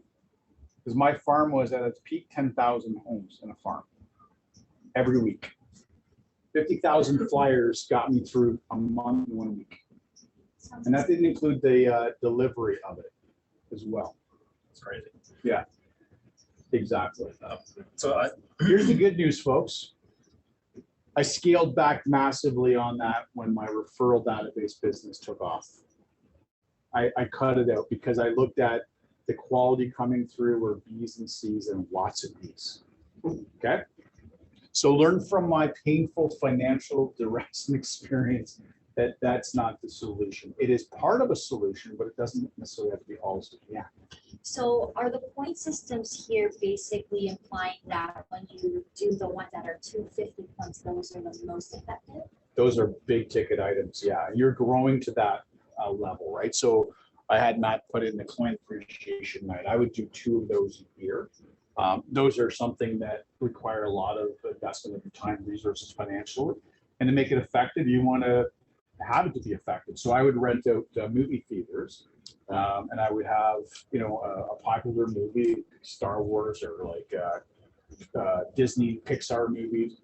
Nothing like that. I wouldn't do a horror movie. I did have a friend in real estate that invited his database full of families and kids to do a horror movie. And you could buy out an entire movie theater like a Saturday morning at 8 o'clock in the morning, and they'll sell you that space and, buy popcorn and pop and all that kind of stuff. But I did have a friend one time do a horror movie, and it was a colossal disaster. So I always picked, like Shrek and Cars and Star Wars, stuff like that, where it was a family entertainment, right? And so I would bring in my mortgage broker, my building inspector, my lawyer. My last couple of years, I had a stager. Staging only started, heavily about 15, 16 years ago. And they actually helped defray all of the costs. I actually was not near the end money out of my own pocket. My suppliers paid for it all. And I started off with a small group, like 30 people in a big movie theater. And I made a mistake because I sent the invitations to mom and dad and not the kids. Remember, my business came hockey and baseball with kids, right? And I learned after my first one, I only had 30 people in the audience for the movie because mom and dad, just not all of them wanted to go. I changed the tactic and sent the invitations to the kids that I coached. All of a sudden, I filled a movie theater. My last one was 2 movie theaters right here at Square One, at Square One, the movie theater. I forget what they call it now, but I booked off those. It would be a Saturday morning at 8 o'clock to 10 o'clock. Amazing. It didn't cost me a dime at that point. Packed, right? So one last thing from Tatiana. Yeah. Would you rather someone would focus on just a few of these activities that fit their niche, or kind of get out of their comfort zone, diversify, and really spread it out amongst all of them? Great question. A hard one really for me to answer specifically without knowing you, Tatiana. My inclination would be to take a couple of that are there that you're really good at or that you like to do and go there first and see what that looks like for your business. And if that works, great, you multiply effect there. If not, then transition into some of the areas that maybe you're fearful about doing, right? That would be without knowing you personally, right? I need to really have a one-to-one with you. Okay, next slide there, Matt. We're at the top down line. So Matt's gonna pull this up. This is on page 12. Again, just a screenshot. This is an Excel file. I had purchased this back 2000, 2001 when I went to a Richard Robbins seminar, actually. And he had a accountant, MBA guy there, Wayne Einhorn, who owns a company called EDI. And Wayne created this platform, which is fantastic. And I share with everybody today. Yes, it's old school Excel file, but it actually helped me in my business as well. So Matt's gonna actually go through an exercise here with you and show you how you can modify and plan out your businesses. So everybody here can create whatever business plan they want for income goals, average ends, and whatnot. So Matt, take it away and show them how it works. So this is called the Real Estate Business Planning Excel sheet that was included in the package that was sent to you. And there's a few different places that you can customize that will change the look of the data. We've got it currently set at a $25,000 average end, which is pretty typical these days, according to Mike. And so I have it currently set to an income goal of $350,000 across a total of 14 different ends. And the data that's currently showing you is your monthly goals, your weekly goals on the right-hand side for how this, equates. It's determined by the percentage of seller and buyer ends. I have it set to 75% seller and 25% buyer, but we can swap that. We can go 50-50 if you want to, and it will change everything. You now have 7 listing sales and 7 buying sales, and that really determines, that even changes the hours you need to work, because it's currently set for your seller ends taking about 60 hours per end, whereas your buyer is taking you 90 hours per end, because you're doing a lot of showings these days. So Yeah, the general rule of thumb is going to take you a lot less time to sell a listing than it is to sell a buying side. So remember, I gave you the term that I learned my first week in the business: list to last. Time resource allocation on the listing side is way better for you. You might take, a bit of a hit on the fee side of things, where you're not going to get the full 2.5% on the selling side, call it. But if you focus on that side of the business, you're always going to have inventory. And right now, again, I'll pick it up and put it down here. The biggest stat, one of the biggest stats that jumped out to me yesterday, new listing inventory is down 38%. So we're not getting new listings coming on the market. The ones that are coming on the market, it's money in the bank for you as a realtor. You're going to sell it. It's going to sell. You're going to get paid. We had a listing last week. One of our realtors listed it. There was over 30 offers again on that. Having 5 and 10 offers is not uncommon now on common properties again. So if you get the inventory, the listing, you're going to actually get a payday. And think of it from this analogy as well. A listing is like when you go to the grocery store, right? Or you go to the mall, to your favorite store.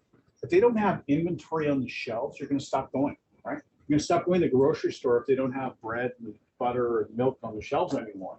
That's driving you to go into the store. Your listings, as you build that listing empire of yours, people are going to come driving to you. Why? Because you're the person that's in control of the market. The listing side controls the market. What's wrong? no, I'm talking to myself. Oh, Yep. sorry. Matt's shaking his head. He's like, no, I was like, you don't agree with me? Oh, yeah, that's fine. Anyways, keep on going. Sorry, Matt, I interjected. No, that's okay. Yeah, go ahead. Good segue. So I've changed just a little bit to be a little bit more practical to really new agents. Just in case. A+. Those are your A pluses. Gotcha. So I've changed the income goal to $100,000. Okay. At 25,000 an end is you have to do 4 ends to accomplish that. Yeah. I've got 3 of them coming from my relationship database. 1 of them coming from, let's say, just commercial business, just for argument's sake. We're at 4. And now look at how this has changed. 50-50 split between buyer and seller ends. We're down to 1.66 hours average working per day. And it really, you can see how it just modified the entire spreadsheet a little bit. And you can continue doing this. You can bump yourself up to 200,000, get that back up to 4 deals, and look how it's modified it again. We're now up to 3.3 hours working a day. And let's watch how the hours change when we drop it from 0 sellers to 100% buyers. I mean, your total hours working is going to go up. because it's just much more work to do for buyers.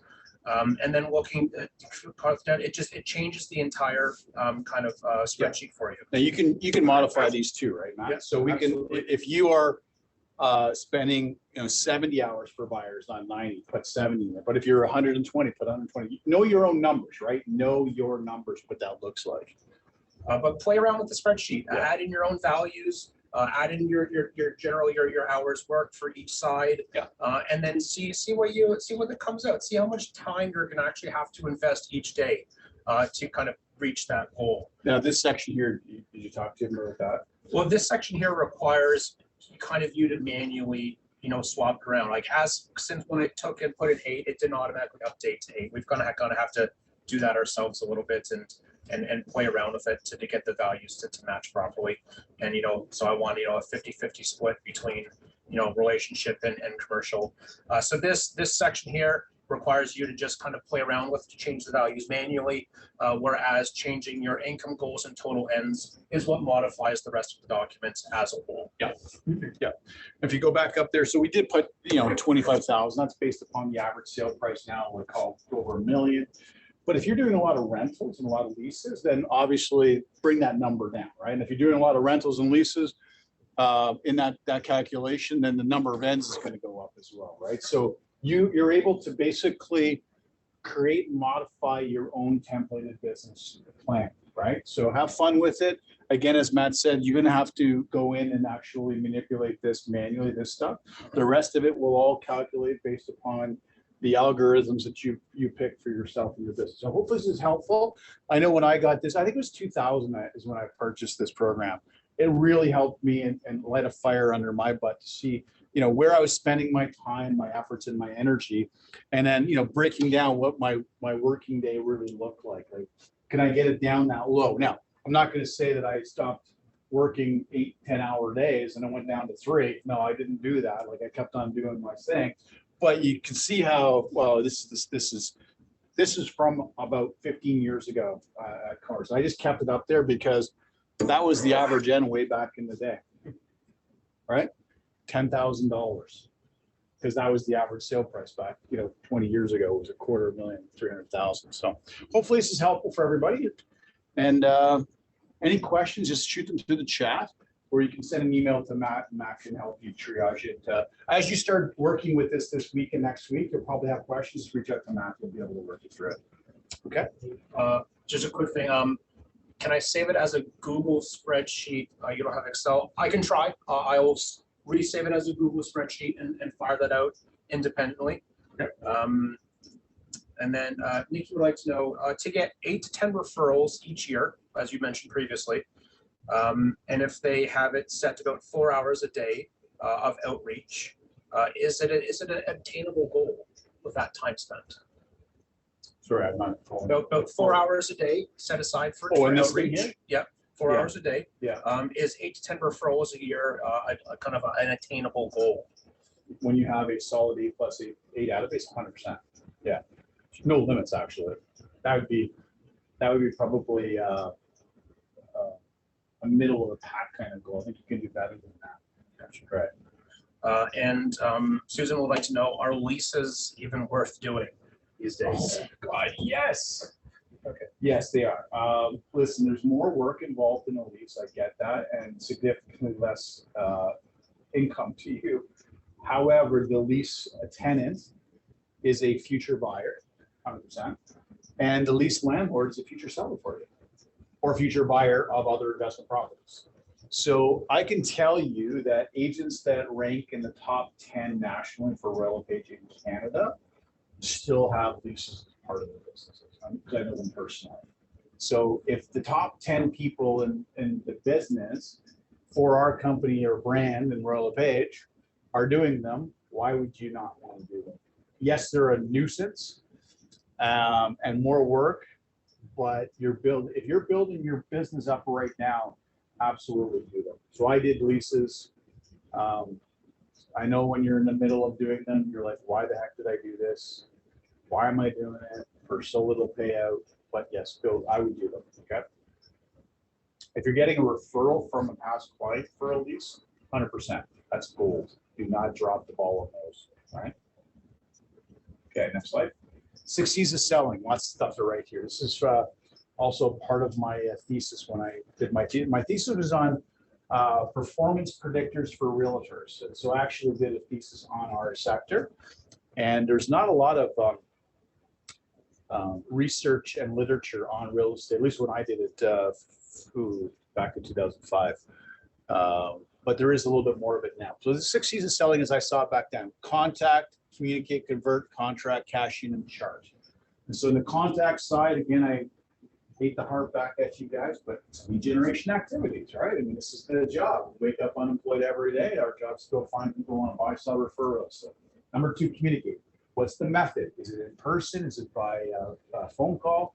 Is it by text, by email, by flyer, by smoke signal, whatever, right? What's the frequency? 18 to 24, or is it 30 to 36? And always, I try to create an educational or memorable moment whenever I communicated with people. So the ketchup mustard relish wasn't educational, but it was memorable, right? Here's the market watch update. That's educating them to the market. Communicate. Every seller, here's a tip for you. Every seller that I had in my relationship database, every seller on the anniversary of their close date got a CMA from me. I would do a full market analysis for every one of my sellers on their 1-year anniversary. They didn't ask for it, but I provided it for them. Now, listen, if a property closed this time last year, or today's the anniversary, it might be a tough CMA to have to do, because it's going to show that they may have lost some equity, right?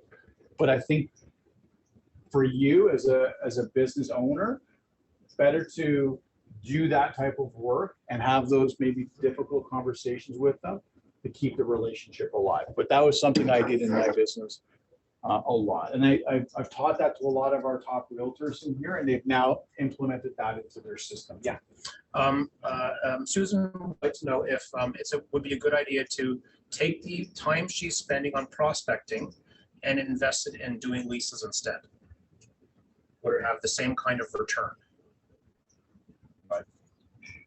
Don't know the specific answer to that, the returns. It's all going to be predicated on how good you are converting the leads from the prospecting to appointments, book contracts, and sales, right? If you're really good at that, master that, that would be where you want to focus the activities. The leasing side, you can focus in on marketing for leases. A lot of realtors I know are on Kijiji and all those other platforms to try and solicit tenants for lease.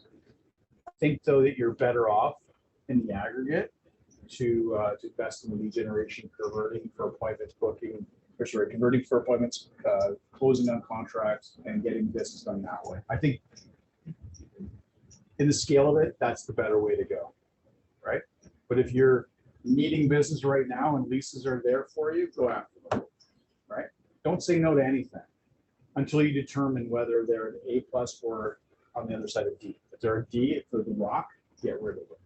If they're a C, invest the time, energy in moving them up, or get rid of them. Okay. Startability risk. Just plan a list of daily activities. Got to know every day what you're doing. You got to chart that, work it, and stay motivated. One of the worst things you can do is start listening to experts in our office here that are not doing business, because we do have some of those folks, and they'll tell you what you should be doing, which is nothing, right? Follow me into the failure category. Never do that. Always follow and track the people that are successful, whether they be internally here or externally in another company. Stay motivated. Lead generation summit. If you're always wondering, hey, what are some of the questions that you be asking people? So these are actual questions and forms that I used to use and have on my desk at all times when I would get an inbound lead or I was doing an outbound call for somebody. And these are just the generic questions. You need to create this kind of vocabulary of our business. And these are some of the questions to create that vocabulary. So hopefully it's helpful. This is I hate this stuff too, but I do this every year. You're going to see this on budgeting, financial budgeting. So you'll see that on page 16, 17, 18, and 19, right up to page 20. So I've looked at this from, and I'm just giving you a snapshot and compressed it, okay? But I look at it from three perspectives, your financial budgets. You're gonna be personal expenses, marketing, and business. Those are the three big buckets that I used to have my budgeting focused in on. So personal things would be like your household expenses, your food, your clothing, your mortgage, your utilities, blah, blah, blah. Those are personal expenses. And by and large, they come as fixed expenses, okay? So those are something you cannot kind of avoid. I'm gonna skip over marketing and go to business. Business expenses in our industry, they're also by and large fixed expenses that you're never going to be able to avoid. Those are your reoccurring, those are your TREB dues, that's your RICO insurance, your RICO licensing cost, the Royal LePage monthly fee, whatever that looks like. So these are your business, hard business expenses. Again, fixed. These ones here are variable expenses, meaning you can choose to invest in a website. You can choose to invest in flyers, as Chandler talked about. You can choose to invest in a park bench or a billboard. You can choose to do that. It's a variable expense. This is where you have to be very critical right now in your business. If you're starting out the last, you're in the business for less than 5 years, you really need to take a deep dive in where your money is going. Because for me, the marketing dollars you're spending right now, you should have your claws into those dollars as much as possible, not wasting it. Because I would rather, if you put a marketing budget in your business, which as a new agent should be 20% of your GCI, okay? 20% GCI. GCI might be a new term for some of you. That stands for gross commission income, okay? So your gross commission income, let's say, was $100,000. My advice to you, marketing should be $20,000 in your marketing. Target marketing, focused marketing. Who are you going to target and focus in on? Back to your list of relationships, your A pluses and your A's. Spend your money there, not on flyers to catch a couple of D's and C's, okay? Be very targeted. Now, am I saying to do that in your first or second year of business? No, you're going to work yourself up to that. Once you've got that nice database of 15 to 20 A pluses and A's, get into this type of system. So right now, if this is your business, maybe you're going to go 5% back into marketing. You figure that out yourself. Part of all these plans, all these budgets, Excel files is for you to kind of filter down and figure out what specifically your business looks like. We have how many people on the call? 18, 20 odd people in the course right now. There's 20 different plans and ideas about what's going to happen here. 20 different ones. This is the beauty of the way we've created this course for you. You can figure that out for yourself and what that looks like. Hopefully that makes some sense. Next one, we got OGA. Okay, so this is one of my favorite parts of the course. This is the fear words we will no longer use in real estate. And I think Matt's got the checklist there for me too, in case I should forget, but I shouldn't because I've been teaching this for 20 years. Okay, so we use the word commission all the time in real estate. There's a better word. You've heard me say it a few times today. What's a better word to use instead of commission? Said it a few times today. Income? No. That's what it becomes. Your commission becomes your income in your bank. The word is fee. So instead of using the word commission, we use the fee. So the fee for my service, Matthew, is 2%, 2.5%, right? My fee. Okay. Tatiana says, what about remuneration? Jack, that's fine. Never did we say that, but I'm okay with that one. That's fine. Fee, remuneration. Cost or price? What's a better word? Matt, this is going to cost you $1.3 million to buy this house. Investment. That's right.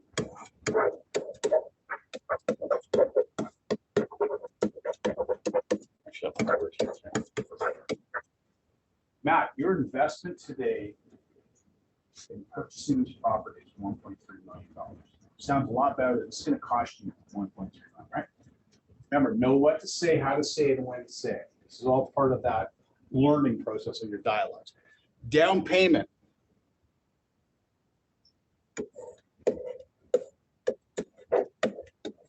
Initial investment. Match your initial investment is going to be $10,000 for this total investment of 1.3. So what I want you to do, by the way, is as we go through this, you're going to start to be able to formulate your elevator pitch as a realtor for what you do, right? I've had realtors put together some amazing elevator pitches using these words, because somebody's going to come up to you one day, maybe today, and say, Matt, what do you do for a living?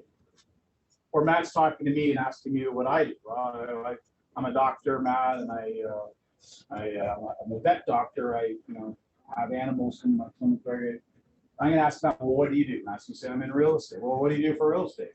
Well, I help people find their dream investments, and we use all these types of words, get them into paperwork and blah blah blah. Right? This is monthly investment. Contracts. What's a good word for contracts? A new word.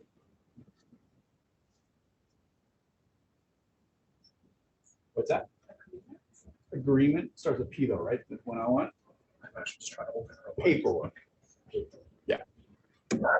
Paperwork.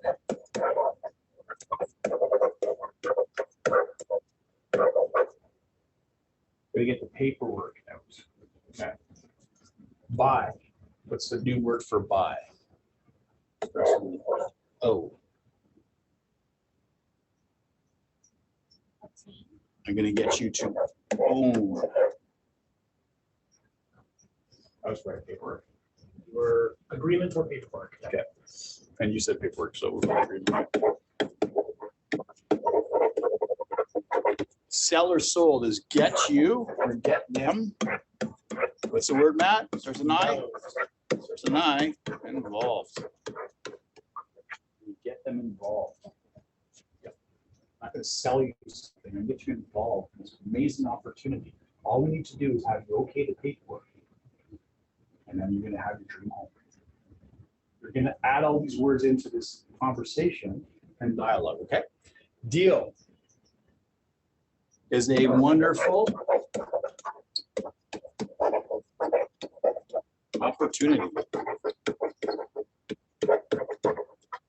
Deal is such a crass word, I think. It is. Deal, own a deal. It's a wonderful opportunity for you to get into a dream home. All you need right now is an initial investment of $10,000 to have your dream of home ownership come to fruition. Okay. So I've used almost all the words. I'm just making it up as I go. I've done this for many years, right? It's all about changing your dialogue. Okay. Hang on so far. All right, next. Sign. This one's got a bunch of them. So I'm going to do my favorite one, because I was in the sport world. Whenever I asked for a signature, I always asked for their autograph. Matt, all I need is to get your autograph on the paperwork. Once you okay that, and we get your initial down payment, you've got your dream of home ownership today. Make sense? Perfect. Okay. There's other ones you can use. Sign. You can also say, I need you to okay. I need you to okay the paperwork. Approval and authorize. Got approval and authorize. All good different words to use as opposed to signing. People sign something, you feel like they're signing their life away. These words here, these are all psychologically reducing people's fear and inhibitions, okay? Pitch. Pitch. Instead of that, I'm going to say presentation. I don't hear this word as often as I used to, which is good. We've actually adopted more in our lexicon the word presentation. But 25 years ago, everybody said the word pitch. Pitch, pitch, pitch, pitch. I hated it. Hated it. Problem. We don't have problems, folks. We have what we call challenges. I don't like problems, and I certainly don't like your problems. Don't make your problems my problems. We got a challenge, right? People, D people in your database that you're not going to have in your database are people that are problems, okay? A professor of mine that had 7 PhDs and was working on 2 more, and he was 78 years old at the time. He was a psychologist, he was a physicist, he was getting 2 more PhDs, one in philosophy and one in religion. He had told me, Mike, human beings are like garbage trucks. What are in garbage trucks, Mike? I said, garbage? He goes, you're right. People have garbage in garbage trucks. We're all garbage trucks. Don't let somebody drive around with their full of garbage truck to your beautiful front line and pull on and back up and dump their garbage on your front line. That's a problem. Don't be part of those people's problems. Don't let them back up their garbage onto your front line. So when we have people that are problem people that are Ds, unless we can convert them into these are challenge people, not problem garbage people, get rid of them, delete them, okay? Very good advice. I also had a World War II veteran one time. He was a parachutist, a Canadian parachute jumped on D-Day. I remember him telling me one time, he goes, Mike, your mind is like a parachute. It doesn't open, but happens. It's like, you die? It goes, exactly. But I've always kept that as a kind of mantra in my mind. Always have an open mind. You probably heard a whole bunch of things today. They're like, oh yeah, I don't think I'm going to try that. Keep an open mind. Give it a shot, right? Because if you don't have that open mind, who knows? Okay. Pitch, problem, challenge, objections. What's another word for objections? Can you give it to you? Sure. Areas of concern.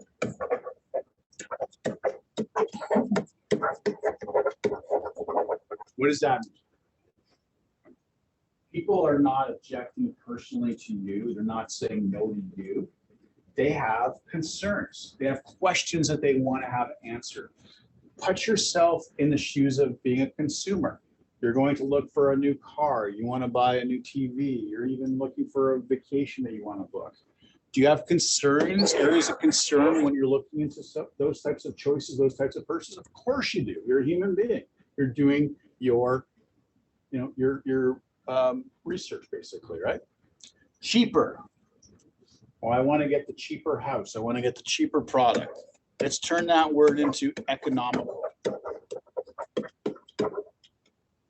We have a much better economical choice for you, Matt, so that your perfect investment here, $5,000, find your dream home can be done. All I need you to do is okay the paperwork. Does that make sense? Can we get that done? Economical. Customer. This was an easy one. We want them to be clients. In our business, there's a massive distinction between customer and client. Client, we offer fiduciary responsibilities, or we are required to provide that. Customer, we don't. Just good faith and honesty. A looker is a researcher. Again, to my earlier point, people are out there researching.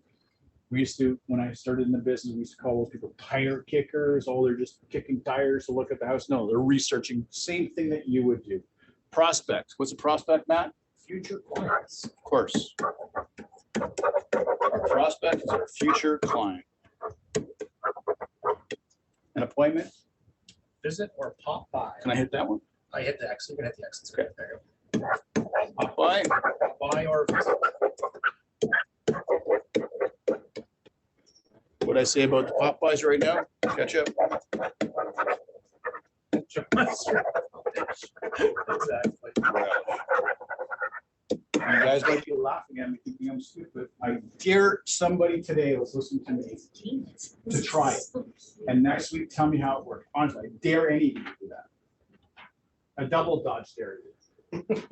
Today's Thursday. That means you got to go buy it tonight or tomorrow. What's the spin again? Hey, Matt, just in the neighborhood, trying with you. Why? Because not every realtor cuts the mustard like me, and I relish our relationship. Okay, here you go. Happy barbecuing. You might think it's corny, but Double tap, see if that works. Ah, thank you, sir. trick. Thank you. A double tap. I was just in the area, wanted to catch up with you. Why? Because not every realtor cuts the mustard like me, and I really relish our relationship. Susan wants to know why the word appointment has such a negative connotation to it. Doctor's appointment, do you like to go to those? Like to go to a dentist appointment? Do you like to go to a lawyer's appointment? That's probably, in my mind side, why appointment has such a negative connotation. Yeah, I instinctively think I gotta go to the dentist or I gotta go to my doctor for my physical. Men don't like to go for physicals. I don't. And it says, sounds forced, like an obligation. Exactly, right? Okay, so this should be on page, I think, 22, right? Yes, 22. Okay. These are just some bonus dialogue closing things for you to know. Minor point, when you're in an argument with somebody, not even an argument, but you're in a conversation with somebody, they're taking control. Remember we talked about control aspect on that assessment you did. A minor point is where you can shift the conversation out. This is just a simple example. Are you on the east side or, hey, Matt, you know, I know we're talking about, just you know, tell her, are you on the east side of Kennedy Road on the west side? I can't get my bearings, right? You're shifting them out of whatever rat hole they're gone down or hole they're getting you to go down with them, right? You're just totally, politicians do this amazingly all the time. You ever watch Question Period? And Justin Trudeau gets asked a question, never answers the question, starts talking about something. Well, you know, we're bringing the dental care stuff out. That was the question. The question was, are you going to pay for your trip to Jamaica? You're going to pay the taxpayers back the $150,000 it costs for it. And he goes and tells people something else. So this is doing that.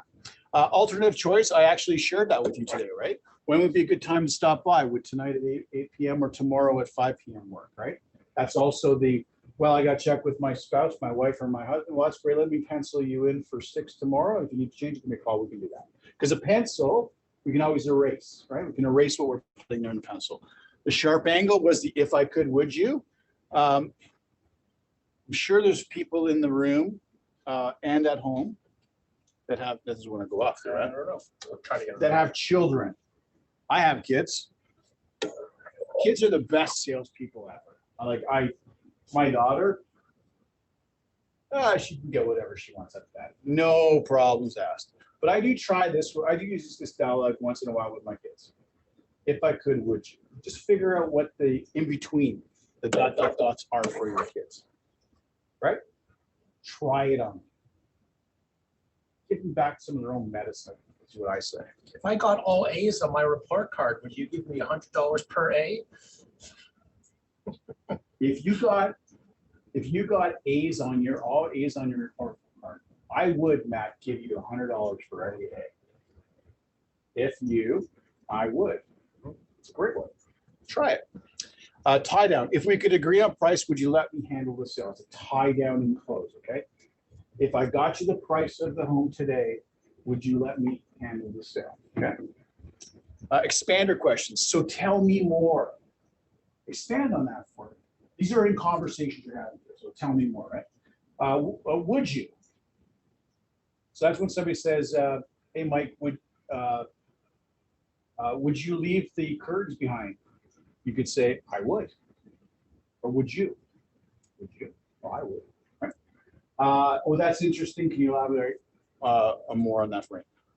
And rapport builders, what's your dog's name? What year is your Mustang car? Blah, blah, blah. It's a rapport builder. Like when you walk into a house, if you see something that is unique about them, hey, tell me more about your Mustang. But I don't know. It's just rapport building stuff. And I think we have, That's the last one. This is my last one. Yeah. When they put up a barrier, stay on track and say, no problem, Matt, that's okay. Let's, and then you shift it over to something else, right? That's okay, no problem. It's acknowledging the objection, the challenge they have, and moving on. If they ask, should I leave the drapes? Okay, I just said that. Hey, Mike, should I leave the drapes? Should I leave the appliances? I would. 20-year-old appliances, but you want to bring them with you? You want to try to negotiate 20-year-old appliances in your agreement person sale? Nobody's really caring about 20-year-old appliances or your old drapes, right? Number 9, when they hesitate, let's pretend. And when you do let's pretend, that's when you share a story that you've heard, maybe from a colleague or on Signature Live or from me or your own personal experience. Let's pretend that we do what you're saying we do. Here's been my experience, blah, blah, blah, blah. Okay. Fair enough. They haven't, fair enough, Matt. I understand where you're coming from. There's other realtors that are gonna cut their commission and do it for free and give you a rebate. Fair enough. I'm not that realtor. I'm your first class realtor, not your standby realtor or your coach realtor, okay? That's right. Fair enough. Bonus generic question, is that a yes then? It's a good one. Does that make sense? Would you agree? How many times have you heard me say that to you today? Does that make sense? And every one of you went, yeah. Whether it did or not, you went like that and I psychologically hooked you, right? Does that make sense? Very powerful. I think that one's on my last slide. Last one, yeah. Okay, so hopefully today you got one thing, two things, anything more than that. I feel like I've done my job. Next week, we're going to do a class on working with buyers. I'm going to share with you my system that I had working with buyers. Today, I threw a lot at you and we went for almost 3 hours, right, or 2.5 hours. So although we did have a break, that's cool. But I did throw a lot at you. If you have any questions on the point system and all that kind of stuff, just reach out. Matt can help you with that. And Matt's going to send you a link for next week's class. Matt, I think we should do 11:30 because of the, so the You want to transition revise from this signature. forward moving forward. Yeah, I 11:30? think we should do that. So the signature live is that sometimes doesn't finish at 11. Let's start our class at 11:30. That way you guys can go and use the washroom or get a coffee or a tea or whatnot before my class. So we'll start from 11:30. If you can actually, for your messaging going out, Matt, just make sure that's noted, okay? I'll send out a separate one Awesome. detailing the time change. Awesome. So I hope everybody had a great time. I would suggest those new words I gave you, that you create your own kind of elevator pitch, a 30-second speech on what you do using some of those words, because you're going to get asked by people, what do you do? And you can use those words in a really creative way to tell them, express to them what you do. So we'll see you next week. Hope everybody had some value today. We'll see you next week. Awesome.